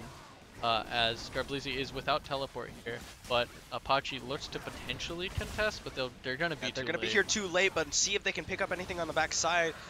Obama just needs to get out with the Arctic Assault. For the wards, he's fine. You know what, dude? I'm not out. gonna flash dazzle onto Katachi, but he's all alone. Nobody to follow up. Slappy gets in there, but the Unreal Obama and Almighty playing zone is Slappy coming forward. He still wants the Kog'Maw. Unstoppable Onslaught is used, but he's not gonna go straight down the middle. Field goal for Slappy as Aikido gets in the side. Garblisi takes down Himana off the back side. Now there's the Glacial Prison right onto General Vici. Laser focus from the Unreal Obama. They taunt up Slappy. They pick up 3 more. Yeah. And that will be the Scion that goes down, and the other side of the fight, Garblisi, yeah. Garblisi with the fully completed Youmuu's Ghostblade and the Tiamat he just finished So he's up. definitely going for that one shot in the back line, getting the Tiamat for the extra animation cancel / combo in the back line. Maybe we get to see a shot combo later. Garblisi might bust that one out. I feel like if you are going to be playing Riven in these games, you have to be comfortable enough on those one-shot combos in the back line that leave oh so much counterplay. And so it's really, really strong versus these mobile backline, Varus and Vel'Koz. So it's really cool to see this unique pick. Very well played around from Sky Zero. We do get to, it looks like the Camille's building Hulk. I don't like that. Oh, right. Yeah. He opted for basically like the top lane core of offensive items for Camille. Is it core if you don't finish your Triforce? Well, I mean, like, he's looking trying. at the core, yeah. This is like Jax build gone wrong, you know? Like, you're playing jungle Jax, but you wish you were playing jungle Jax, but really you have scissors for legs instead of a lamppost to bonk people with. Well, it's more like you're playing jungle Camille, you wish you were playing top lane Camille. Yeah, usually jungle Camille's opt for CDR items, and Triforce gets built after the warrior. Oh, the Unreal Obama finding on a Himana. Dazzle will be sidestepped by the Unreal Obama. Build tells me he wants to build Titanic later on because he's going to be building that Synth and that HP ratio will be on the Titanic active as well passively on the autos. It'll help amplify the ratio that he already has, but it's not doing anything right now. He does decide to complete the Synth and will be building towards Triforce.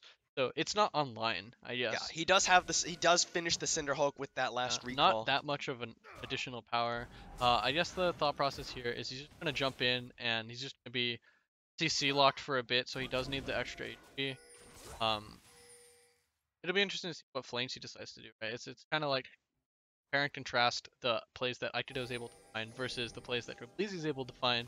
As Aikido face checks in, the Glacial Prison and the Winner's Bite come through. Aikido is going to be going down. Chain of Corruption was used to try and stop that, but General Vici now backing away. It will root up Katachi as he moves forward. Now Garblisi finds Slappy yet again, but the rest of Apache on the way. Garblisi backs away. Not much to compare and contrast when you just get one shot from a bush. Speaking of which, that's the jungler down on the side of Apache, and Sky Zero jump at the chance to go for the Baron. Dazzle will land on the Garblisi, but he sidesteps away from the Tectonic Disruption. Garblisi's clean. He used the Broken Wings one way and the shield the Still other. wants to come in here. The taunt comes from Almighty as the Baron goes down in favor of Sky Zero. The Wind Slash comes out, and now the Unreal Bomber comes over the side. Unstoppable onslaught used as the Cosmic Radiance channels in. There's the Hero's Entrance, knocks up 2, and Himana and Slappy just go down immediately. Life Form Disintegration Ray will shut down Garblisi. The Unreal Bomber on the way out, running from the Scion Corpse. They trade 2 for 1, but the Baron over to Sky Zero. Yeah, Garblisi, although he did die there, he was able to shred everyone's armor right before the Taric ultimate did drop, get his combo out, and then juke out a bit, and then juke back in to make sure he finishes. Katachi might be a little bit more forward here. Oh, he does sidestep. He just walking forward, he kills Renji! Just right-clicks the enemy mid laner to kill him off before he goes he has down. A passive now, but it doesn't damage. Oh well. But that was really, really well played there from Katachi. He was able to sidestep the Tectonic shift, and he was able to just right-click him, as you said. Outplayed him with his mouse button right there. And Randy Newman, Randy Newman was kind of like, can I save him? No, I can't save him. So he just backs away. Will save himself his own life. It's the corner dog analogy. The alleyway is like, what is he gonna do? Oh, he's gonna bite you. He's gonna bite really hard. Yeah. And that doggo bites back. In the build, he does have the Wit's End, really, really efficient against Renji's Life Form Disintegration Ray, as well as whatever mixed damage Slappy's going to be throwing at him. I'm interested in why he built Last Whisper. I guess it's to break through Slappy, but since he does so much magic damage, you know... Yeah, it's not nearly as efficient for the Cog mod as you would expect from like a crit get more attack speed with the Runons. Like Runons or Bork. Bork, yeah, Bork is what I was going to say. But I guess attack speed's getting thrown in water as Slappy decides to build Frozen Heart. That will help. Oh, you know what I'm not trying to justify it, but I think what it's like, I guess I'm just gonna kill Slappy while Garblisi kills everyone else. So, I mean, that makes sense, right? Cause, yeah. Okay. I can see that. Now Garblisi going aggressive on the Slappy under the tower, just wait, absorbing. that whole shield. But Slappy turns it back around with the help of the tower, granted. Yeah, he does have the Ravenous Hydra, so he doesn't care too much about the tower damage, as long as he's able to set off the trade and then lifesteal off the wave, which it looks like he's trying to do as tower shots and comets and minions start flying from the sky. Yeah, so he'll heal back. Yeah, Almighty just takes the tower in front of Renji's eyes. No Warmog's available on Slappy, so he will gradually be chipped down, and then what Garblisi can do... so we'll come through, but stand behind me, puts Randy Newman at a safe distance. Yeah, what Garblisi can decide to do is either say, alright, Sion's low enough, let's team fight, or say, alright, Sion's low enough, I'm gonna dive this guy. So, Garblisi. So it looks like he's going for the ladder because he takes down the tower, and now he's gonna go aggressive, pop the ultimate, unstoppable onslaught used to run away. And so... Coward. Yeah, cowards indeed. Slappy runs away from that fight. I don't think he's... Tactical retreat. Tactical retreat. But you do see the, I guess the third option, which I forgot to mention, which is, you know, take you can the tower trade in front of his tower face. damage and trade tower damage for your own health, which you oh, always and this regen. is really bad Another as the second Infernal started up by Sky Zero. No one on Apache anywhere close to being in the area to contest. As this 2 Infernals on this ribbon that's building to one-shot your backline.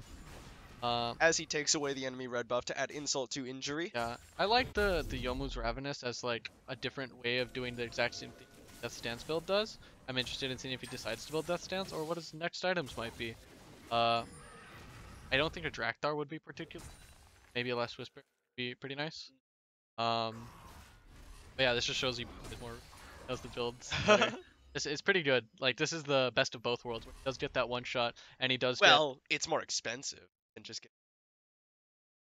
Or... Yeah, you're right. But it's just when does it kick in? This one kicks in at 3, the other one... Oh, he decides to go with the... Oh, Guardian Angel. That's so he can team fight. So he can run in, kill everyone, and then be like... Even if he trades 1 for 1, like he's been doing in fights, he no longer tanks his KDA, and he no longer throws the team fight for doing it, in case it does go wrong. Additionally, like, the Guardian's Angel will allow you to tank up a few more tower shots with just that little bit of extra armor. Okay, yeah, dude, you got 30 armor, good job. 48, whatever it is. I don't actually know. Let's talk about Vision Score, right? Just all these beautiful numbers and what they mean.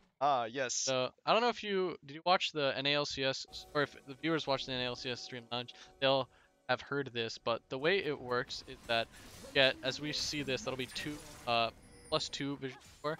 So the way vision score works is you get 1 vision score for every minute of ward that you kill, right? So obviously, if a ward's been up for a minute, regular wards last 3 minutes, and so naturally they give 2 points if you kill them when they're 2/3 or higher, and you get 1 point if they're for every remaining minute of Yeah. that ward's life that you take away from it. And then your wards count for your, or if they see something with last minute that they've been around, so that wards in your base don't count. And wards that share vision only half a point, and then wards that have seen stuff that minions or towers would have not seen also don't give points. So that's Almighty the way that getting aggressed on by Arrow with that flash taunt. He gonna go. Whoa, that's all of his health bar. Almighty just solos out Renji in his face. he just got one shot. I guess that's what the electric used for. Almighty hitting both summoners there, and now it's a 4v5 on the map with the major wave clear contribution gone. Let's be real, he didn't need to ignite there. Yeah, It was that just was kill. ugly. I think he surprised himself with how much damage he did.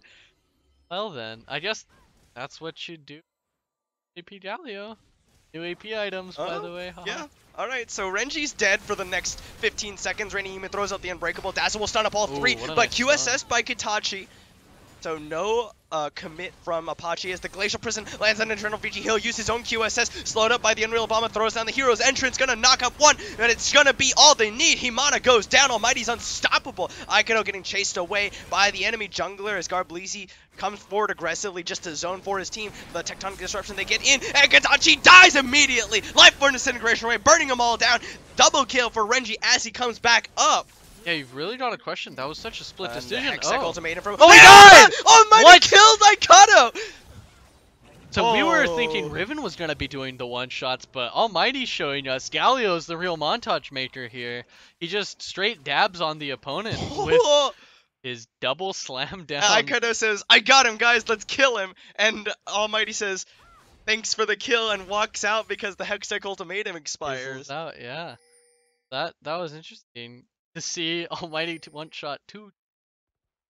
And so you've got a question Sky Zero's call there. They sent 2 separate groups of people to 2 different towers, and that's the only reason that they died there. There's no reason that you should be able to have a 4v5, only get a tower there, and not get the inhib, and then split up after you make the fight happen. And so a little small throw there from the side of Sky Zero. This only allows Apache to come back into what was already a pretty much closing game. However, as we saw, Sky Zero does have 2 different one-shot buttons in their kit. Blasco next to you. Okay, so Almighty says, thanks for getting me in here. This is where I wanted to be as Sky Zero are focusing on the inhibitor or the Baron. Aikado finds Garbleezy, but that's all they're gonna get because Almighty coming through finds Himana, is gonna throw down all of his damage! What is going on? The Galio just destroys 3 people as Sky Zero picks up the Baron. Garbleezy flashes the Decimating Smash and kills off Aikado. Renji now getting chased down, and the Unreal Obama gets the slow off. The Winds of War will shut him down. That's about 300 damage straight out. There's 3 different 1v1s happening on looking for Slappy. Eternal VG throws out the Chain of Corruption, but it's not gonna matter. Slappy getting chased down by Garbleezy, and Apache will lose their top laner for the 8th time this game. Oh my goodness! It's genocide. Oh. So much fights happening everywhere. Almighty did die. That'll be Vision control words count as 2.5. So that'll be 2.5 added to Slappy. And I bring up Vision because Randy Newman is this highest Vision score in all of OKLCS, and Slappy is the player with the least. The Cosmic Radiance used, but it's fact. just General Vici, and he doesn't have the damage. The Dazzle comes out, and Garbleezy going aggressive. Exhaust already used, and the Wind Slash comes through. They shut him down. General Vici will fall, as will Himana, as Sky Zero secure first place in OKLCS. Yeah, first place with a score of 4-1 now. Yep, 4-1, now tied with Apache, but of course this game resulting in the tiebreaker for Sky Zero. Wow, what a just clean game from Sky Zero. Relatively clean. They had some small throws here and there. A few throws, but not major throws, unlike some other teams that we've seen. Like when they throw hard. This was just like they throw and then Galio dabs on people and covers a little bit. All right. Really strong mechanical showing here from the solo laners of Sky Zero. Yeah, so that is going to be Sky Zero taking the victory over Apache to secure their first place seed going into week 6. We have one more game to show you tonight. Thank you all for watching, and hope you'll join us for the last game tonight.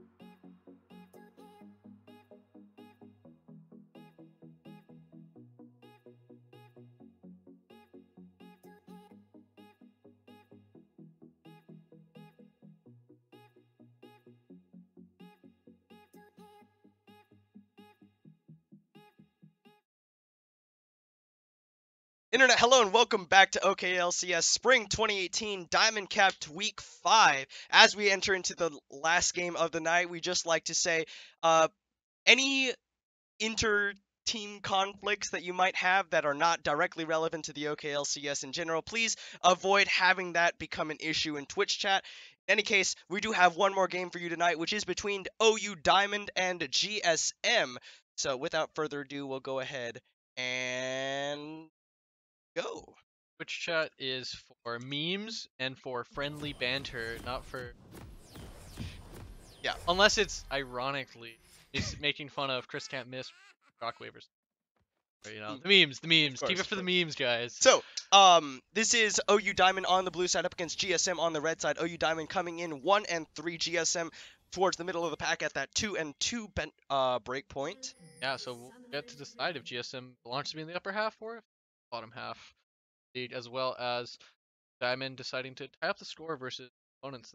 Decide to open up with a 5-man stacked on the bottom river bush. They're now going up the blue ramp, and OU Diamond instead going with 5-man. It's a 4.5-man. 4 point. Yeah, they try to go through that entrance. It doesn't work. They go through the other one. That never works. Throw it on the flag. Say, hey, get out of here. I'm kind of surprised that you don't commit there. Honestly, like, you have Twisted Fate, you have 2 ignites, you just got a flash on the closest dude. Go for it. Kind of disappointed to not see a gold card already taking from the one true Murph, a flash forward, you know, have Malphite start the tire toss, and then the seismic shard. Yeah, the seismic shard, throw a rubber tire at them, and then have YoFish start this. Nothing. I guess Q, right? Just yeah, you can't. It's literally impossible to root somebody alone. Like at that point, they're dead. Trust me. But oh well. That's a different topic. Let's talk about the lanes. We have Clockworker in the top lane with the Aftershock on Malphite. Oh. Interesting. So you can't even proc that on the ult? Only works on his ult and blast cones. And if you buy the ZZ Rod and displace someone with it... Oh, is that a way to do it too? That'll work. That's pretty nutty, dude. Watch out. And then they got iClutch with the standard area setup. Shack Daddy on Jarvan with Electrocute. Narcoleptic. Oh wow, he's going for the level 2 gank on a Clockworker. Clockworker's still only level 1. He does have flash. There's flag and drag does comes flash through. it. Good Better. Flash. I'd say that's a better flash than the one that we saw Jack level 1 to. A reactive flash doesn't flash the damage. Still pretty good from Narcoleptic. From Clockworker.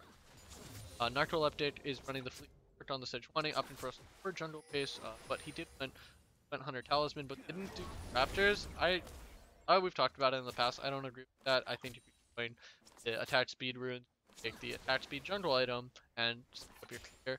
Shack Daddy, I would say that was a pretty successful level 2 gank, and he's able to come back before the flash comes back up in the next 5 minutes. Really, it's between that 6 to 7 minute window where solo lane is taking 6. Gold card is going to come out onto Jack. He'll cleanse it, but he will get found by the Arctic Assault. Going to stun him up. He does not burn the flash because Shack Daddy's here. Flag and drag comes on to Narcoleptic, but it's a level 2 Jarvan, but he's got red buff just burning away onto Narcoleptic. We'll just force them away. There's the stun onto Airy Panda. YoFish going in. Flash away by the support of GSM. Yeah, Boneplate Armor and Sejuani passive. Narcoleptic healthy there, as well as his healthy clear runes. If he was any other jungler, he would have died there. Good counter gank there from Shack Daddy.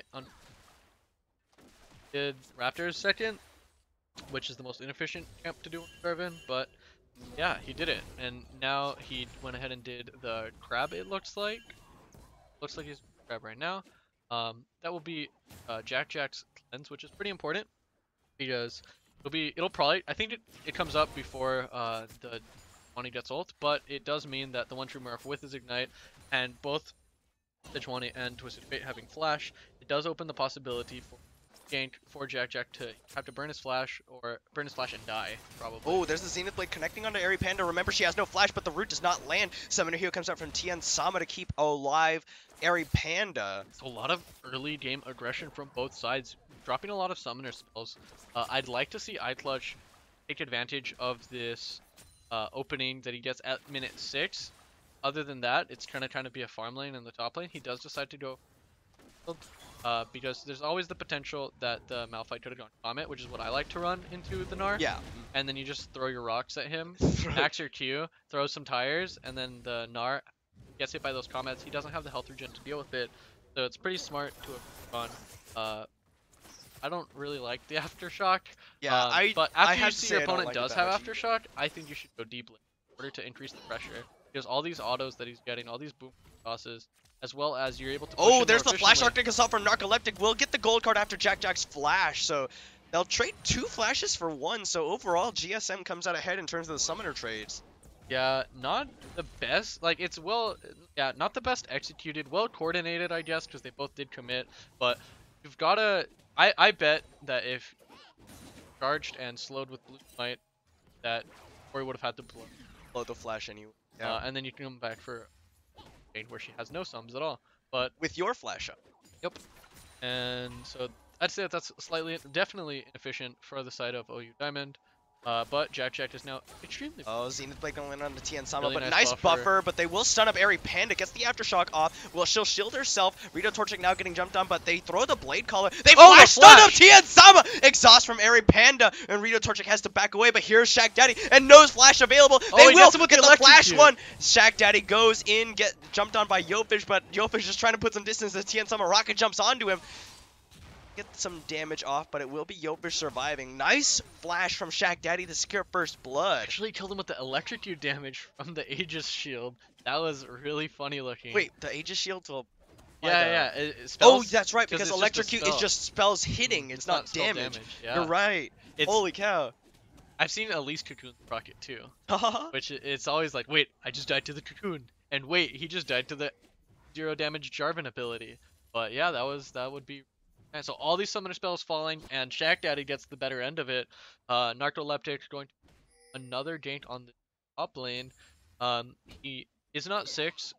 Narcoleptic isn't, and iClutch is stacking up that rage. He will be able to counter the gank, and Shaq Daddy's on the top side. Now discovering that his drugs have been stolen, he's pinging out, or Sejuani has pinged out that Jarvan will be top side. Never mind, cards have not been stolen, just warded.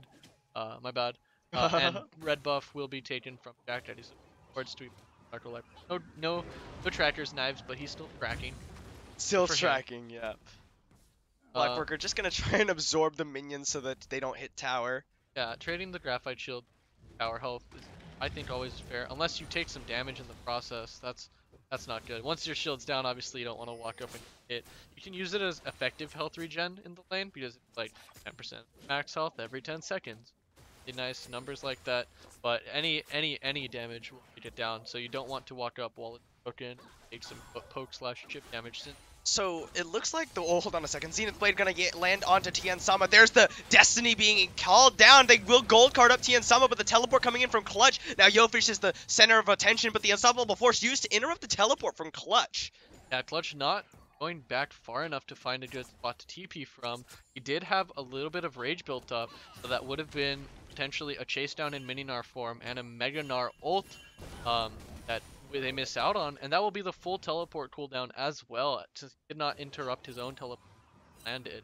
So you gotta just say that was a misplay from iClutch as far as he's unable to pressure the rest of the map, and the flash from Clockworker is now up again, and he missed that opportunity to control his lane. Oh, good really Blade Caller will land onto Tien Sama, but the Whimsy comes out. They'll It's actually on his rocket level jump 6. forward. Tien Sama does hit the level 6. Now the Wild Growth comes out. Yofish is CC'd. Summoner heal. He'll Buster Shot away Yofish after the Zenith Blade, but Rito Torchic rips apart Airy Panda. Now Tien Sama will trade away Yofish, but he'll die before he can get his rocket jump off. Double kill for Rito Torchic on the side of OU Diamond. You've really got a question. Why are you focusing the Leona there? You know, Rito Torchic is much squishier. And if you're going to be using the auto attacks, if you kill the Leona first, Xayah is going to be doing damage the whole time, and Xayah's really fights where she's going to be able to get double Blade Caller in a fight. Oh, here comes... Uh-oh, Narcoleptic PK. looking No for Jack, flash, but but Shaq Cleanse Daddy's is here. available. Flag and Drag knocks out the one True but the Glacial Prison used onto Shaq Daddy. He's got no level 6, but the Shockwave will take down Narcoleptic.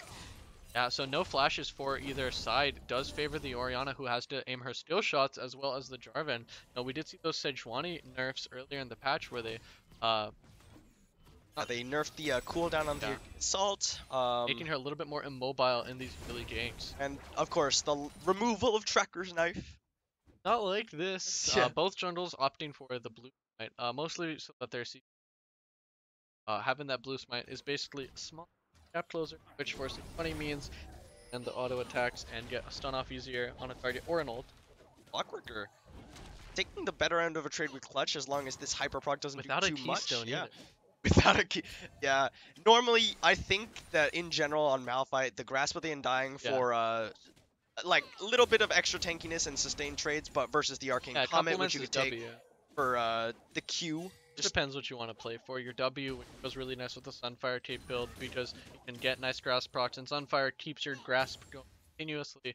Versus if you want to go like Glacial okay, Fist or so something. in the situation where all that the Malphite wants to do is say that the Malphite all he wants to do is ult TN Sama, for example, would he benefit more from Aftershock to proc off of his Unstoppable Force or Grasp of the Undying for the one auto afterwards?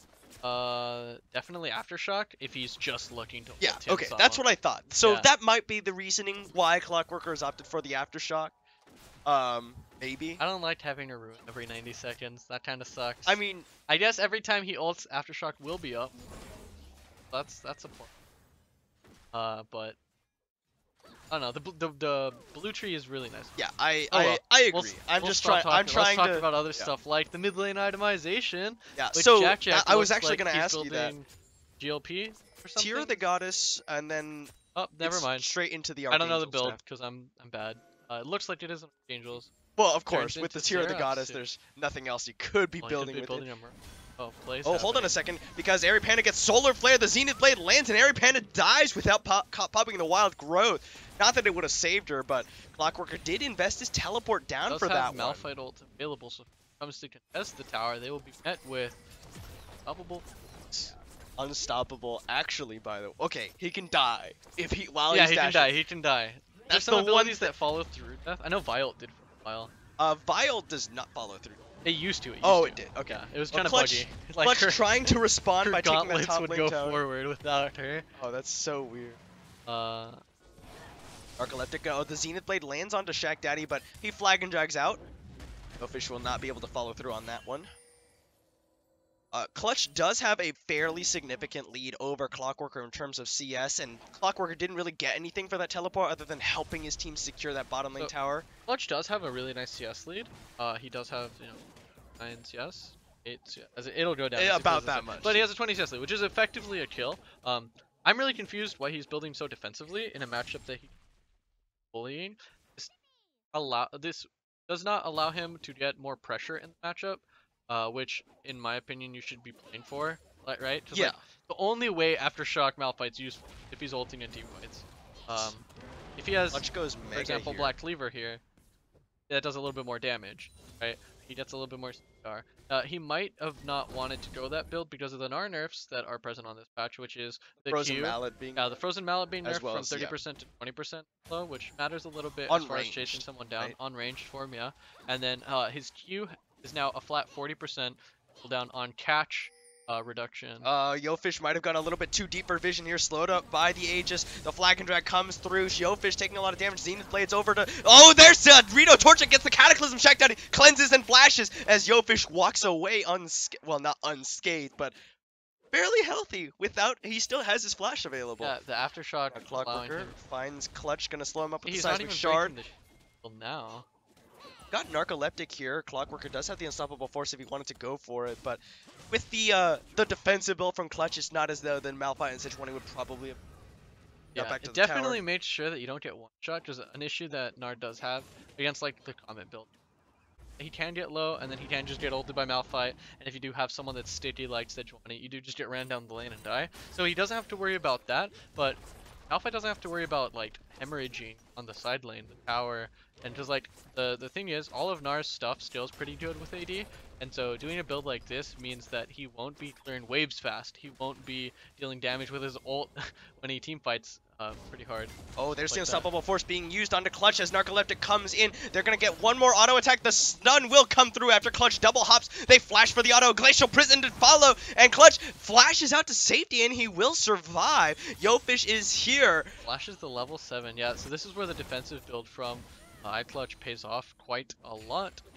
Not able to die there. And so Xayah will be picking up the getting that. That'll be side of OU Diamond to GSM's 1. Yep. So, Clutch goes Mega. He's back to fairly high levels of HP now, thanks to the Spectre's Cal regen as well as the flat health you get from going Mega. So that will be him. That allows him to land for another. I'm interested in what he builds. He could go adaptive because of the fact that Twisted Fates E will proc it, Sunlight will proc it, and Malphite Sunfire will proc it. Oh yeah. But other than that, if he goes Visage, he doesn't really have that many healers on his team, as well as Nar doesn't have a lot of healing in his own kit.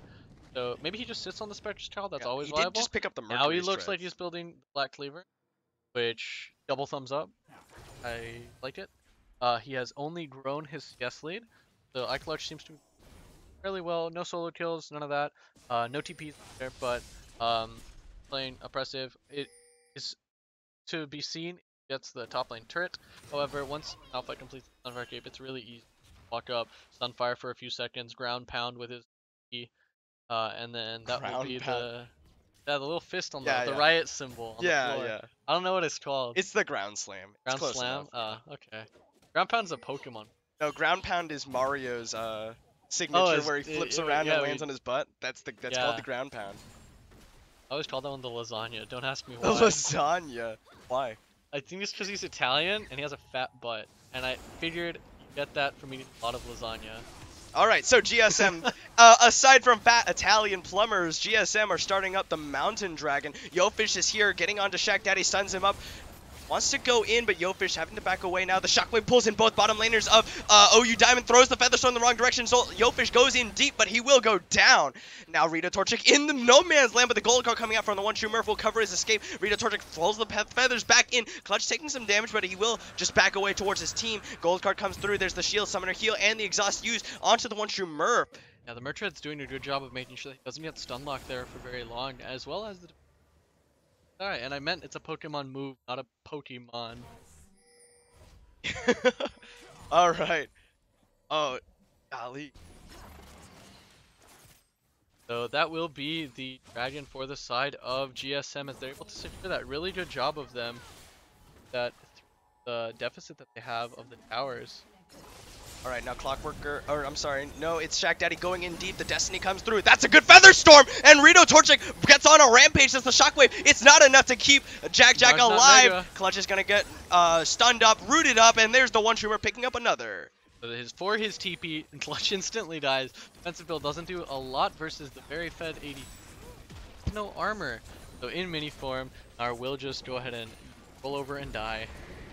Yeah, and they pop the Rift Herald down as well as that that mid lane tower goes down. Too fast, or sorry. OU Diamond taking down the mid lane inhibitor tower. Interesting that they decided to not go for the inhibitor itself, deciding instead to play it safe, knowing that there's a lot of towers that they could also be going for, and that Jarvan does have Cataclysm to engage the fight, and that Gnar died without using his. So if they did go for a fight, it would most likely be the side of GSM. They don't have that big of a goal lead that they can decide to take these low percentage chance fights. Instead, they decide to play for in the side lane, which he can do global plays with, using his ultimate. Yeah, Shack Daddy comes in with a Flak and Drag. Cataclysm catches up think Clockworker. He's actually in tower aggro, and Clutch is here. Clockworker does have his flash available, and Narcoleptic coming through to try and cover his escape. They come through. Yofish is here. Solar Flare right onto Shack Daddy as Clutch abandons his jungler. Hops back towards his teammate. I mean, Malphite, he doesn't do anything, especially not if you literally doesn't do anything. Yeah, if you don't have a lot of armor pen to break through his armor, even though he's tanking tower, I mean, it's still Malphite. That's his specialty, right? And so, didn't have to tank that tower, but he did it. You know, Clockworker, he's kind of like Bruce Lee in Naruto. He's playing with the training weights on. Say Bruce Lee? Yeah, it's Rock Lee. Rock Lee, my bad. Rock Lee. Sorry. Name is Rock Lee. Bruce Lee. Yeah, I don't know Naruto, and I don't know Pokemon. I'm so uncultured in the world of anime. My bad. Good. Rock Lee. He's playing with the training weights on, not even using a real rune, and able to go 1-0-3 in this game. Yeah, he has the Sunfire Cape, he has the Merc Treads, and he's got a Glacial Shroud. Will he be going to the Frozen Heart or the Iceborne Gauntlet? Probably going for the Frozen Heart, I'd guess, because fact that, you know, it does actually work against literally everyone on the enemy team because they are all attack speed reliant champions. Orianna being, you know, At maybe least not has the the power of clockwork evil. wind Yeah, up. she has the clockwork wind up. Lulu has picks, or if she shields someone, you know, might Oh, want to Yofish help. gonna stun up Clutch. Jack gonna get whimsied in as Airy Panda tries to come in here, but Clockwork gonna slow up Jack as they focus down the tower. Now they're just waiting for the one true Murph up here, but they've got the Destiny available in case a fight were to start. That's a 3-man unstoppable force. Destiny in the back. Jack goes down. The Wild Growth already used. Shaq Daddy gonna be going down, then gnar him away, but Clutch is gonna get stunned up, and it's gonna be 3 more kills for OU Diamond. And that will be a wonderful, Oh, the Flash Zenith Blade onto Airy Panda stuns him! And now Clockworker tanking the tower, happy to do so. Tien Sama Buster shots him out. Explosive shot. Will it be enough? No, it will not. Clockworker survives, and the one true Murph just zones away Tien Sama. 4 for 0 in favor of OU Diamond. Amazing aftershock usage there from Clockworker, making sure to get the most of his room, getting that 3-man Malphite knocked up to start the fight. It is the Iceborne Gauntlet. It's so gosh, dude. I just don't know anything today.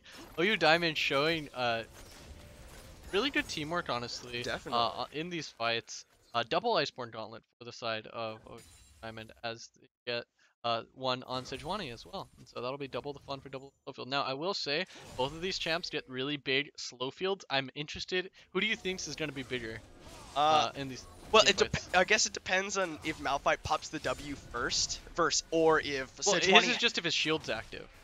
The Iceborne? Yeah, the Iceborne shields the size of it. Armor's Malphite's bonus armor kicks in if his Grand Knight shield is up. I thought it was. Is that? No, oh, you're right. You are right. You are right. And Sejuani's is if her passive is up. Frost armor's up. Yeah, her passive as well. Which one do you think is going to be bigger? It probably just if Sejuani's passive is up, Sejuani's will probably be bigger. Okay. Right, because she gets more armor the biggest from it. Now Clockworker gonna Seismic Shard trying to run away. Jack's gonna slow him up. Available. The Shockwave, nice unstoppable by the way. And he gets away. Oh, maybe? Clutch is still chasing him down. Then now Tien Sama rocket jumps away as Rito Torchic pops some damage. She's gonna flash forward for it. That's some damage, and Rito Torchic crits him down. Yeah. Now Clockworker still getting chased by Clutch. There's the boomerang. It's gonna slow him up, but no hyper proc. You're right. Seismic Shard gonna give him some move speed. He's running away. And Narcoleptic is here. Ooh. One more. Will it be enough? Proc. No. He's going to jump forward. He cannot find it. Glacial Prison goes wide. Destiny comes up. Clockwork is still alive. He's stunned. Narcoleptic comes in. They're going to come in with the Destiny. Gold card him up. Clutch throws down the Gnar, but he's in no man's land. Surrounded by 4 members of OU Diamond. He can't get the kill. That is a tilter. Chasing him Malphite all the way across the map. I thought those area procs were going to do him in, but for the record, if he had finished that Black Cleaver, that would have killed. Because he gets bonus movement speed on the. Did he not have it? He didn't have it right before that. Yeah. So if he had instead of the launch sword, which he's just sitting on, right? If he had the money for Black Cleaver on his previous base, he probably didn't. He would have the area procs each chip away, and he also gets movement speed both on the area proc and on the Q, the landing. Because the difference between Phage does it on auto attacks, but Black Cleaver does it on any physical damage source. Yes. So that would have been. It for sure would have made the difference in whether he deals, as well as the additional damage that the armor shred would have provided. So it was so close to killing Clockworker, but instead he gets collapsed on by 4 other members of OU Diamond. They say, "This is our mountain. Leave it alone." Leave it alone. Narcoleptic did Xmithy an ult there, but it will be okay since it will now be again available for the Baron fight. All ults will be available, including Snarl, which is on a relatively low down, and the Malphite ult, which is back up. So both Frozen Gauntlets are done. Let's go ahead and just compare relative sizes. You'll probably use it here on this wave. So it is Clockworker now level 13. Just gonna stand there and push the wave away from the tower as Clutch about to go mega. It's not like they can go ahead and dive onto Clockwork. So you get to it's night and day. As soon as he gets Black Cleaver, half of the health is gone from Clockworker. And so let's go ahead and watch other side. All 3 of the OU teams are known for their propensity for these early sneak barons. Oh, really? In the diamond? I don't watch Platinum. All 3 of them have done it previously. Clockwork are gonna have the Black Cleaver fully stacked as OU Diamond go for the predictable, quote-unquote predictable play, yeah. going for the Baron. Jack does have the ball in there, so he's gonna chunk down Yofish, and they know what's going on. Shaq Daddy coming in, but there's the teleport from Clockworker. Jack cleanses away. The Shockwave does not secure it as Rito Torchic picks up the Baron, and Clockworker is here now with the Unstoppable Force available, but all of GSM have made the run. Yeah, so it's about a 400 unit size for Sejuani there on her size of her glacial fist AoE right there. You got to see it there. It's like 400. It's like an Urgot, or I guess that's like a 500. It's like a Teemo auto attack range, right? Let's see how big Malphite's is. It's the small fun things. He takes the blue buff. Yeah, Scumbag jungler. 24-minute in takes blue. It's not even a coordinated thing. It's just all of OU likes to do Barons very early. Oh, really? They don't even know. Like, well, some of them don't even know the other teams and the other divisions do it. Makes sense. So whoever the individual shot callers are, great minds think alike. Quite educated minds. Which is not to say everyone else in OKLCS is uneducated. Yeah. Some people go to college and play. But let's get back to the game where we educated builds for the side of, for example, Jack, who has now completed both the loot and the Seraphs. That is only giving you 30% reduction because, as we said in the previous games, you get 20% for the first item that builds out of Lost Chapter. Yeah, but then the unique passive overlaps, so you only get 10%. 10% from subsequent. Potentially, he's building either the Death Trap, and that tower's just gone. Instantly gone. One shot the tower. Rift Herald. GSM, they're just trying to play base defense now because so the it's really hard for them broken. to fight elsewhere. So won't see big initial. Yeah. Clockworker and Narcoleptic, as well as they have so much engage on their side with Malphite, Sejuani, and Leona. Yeah, and Twisted Fate is side laning slightly against the Gnar. And Clockworker, really look at him. He's going for the Unstoppable Force. Destiny comes through. Shaq Daddy goes for the Flag and Drag, but dodged by the Featherstorm. Rito Torchic is being peeled by Narcoleptic, and the Solar Flare comes down just to make sure. TNSama flash autoed, and the gold card gonna come out. Will stun him up. Do they have the damage? Yes, they do. They kill up TNSama. The Shockwave onto 3, but the One True Murph has the stopwatch. He'll flash to safety. Clutch trying to get him down, but the gold card comes through. Arctic Assault. Clutch goes down, and it's gonna be 4-0 in favor of OU Diamond. Dude, One True Murph just dodging command attacks like it's nothing. He Zanya's the first one, flashes perfectly out of the other one, and then stuns iClutch as he comes in for the revenge kill. Yeah, there's the Arctic Assault. Jack slowed up. Will they have it? Yes, they have the stun, and they have the... No! Oh, there's the Brace Shield! He will not go down before Pads the base does. Stats. But it is OU Diamond taking the victory over GSM. And that will be the final game of the day. That was a very decisive victory from OU Diamond that game over GSM. Yeah, OU Diamond with the victory over GSM, which they statistically they were not expected to win this one, but they pull it out in very decisive fashion. 10 towers to 1 is the final score line. Yeah, and so there's a lot of repeated faces. You know, One True Murph has been playing for OU Diamond repeatedly. Rito Torchic, the constant in the bot lane, as well as Clockworker in the top lane. And so 1 week he subbed out, but that's... Yeah, and so it's really nice to see that as this team plays with each other more, they do have these upset type wins where they are definitely showing that they're improving their synergy together, as well as I want to mention just Narcoleptic played very, very well. Obviously he died there at the end, but no, we'll say his score was 2-1-9. Although he wasn't able to pressure the summoner spells quite as much as Shaq Daddy, you've got to say that GSM, I know that they've been playing for a very, very long time together. At least, you know, the core of GSM has. I know Jack's a new addition to the roster recently. And so this is a pretty experienced team, OKLCS, that's been around for basically every single season, and it's nice to see like a team effectively full of rookies come in and shake things up. Yeah, a lot of talent brewing on that in their fluid roster. Oh yeah. So as a reminder, OGR versus Too Fast Too Furious was played on a previous patch, so unfortunately we can't show that. OGR did take the victory over Too Fast Too Furious to get themselves to a 2-3 record. Which I think 5 teams currently have a 2-3 record. Yeah, it's gonna be a race for playoffs. See who in that bottom echelon can make it up. Yep. So if I'm okay, let's run through. We have two 4-1 teams, which are Apache and Sky Zero. 2-3-2 teams, which are Wadu Heck and Reign of Kings. And then 5 2-3 teams, which are Sneck, Too Fast Too Furious, Oklahoma Diamond Rush, GSM, and who Who else is it? Who did I miss? OG. I already said them. Oh, okay. Oh, did I already did that vibe? Let's just run through it again, dude. Okay. So Sky Zero and Apache, both 4-1. but Sky Zero's in first. Yeah, so 2, 3, and 2 teams. Wadu Heck and Reign of Kings. Which Reign of Kings is above them because they beat the head-to-head to Wada Heck. So Mm-hmm. first, second, third, and fourth already covered. 5, 2, and 3 teams.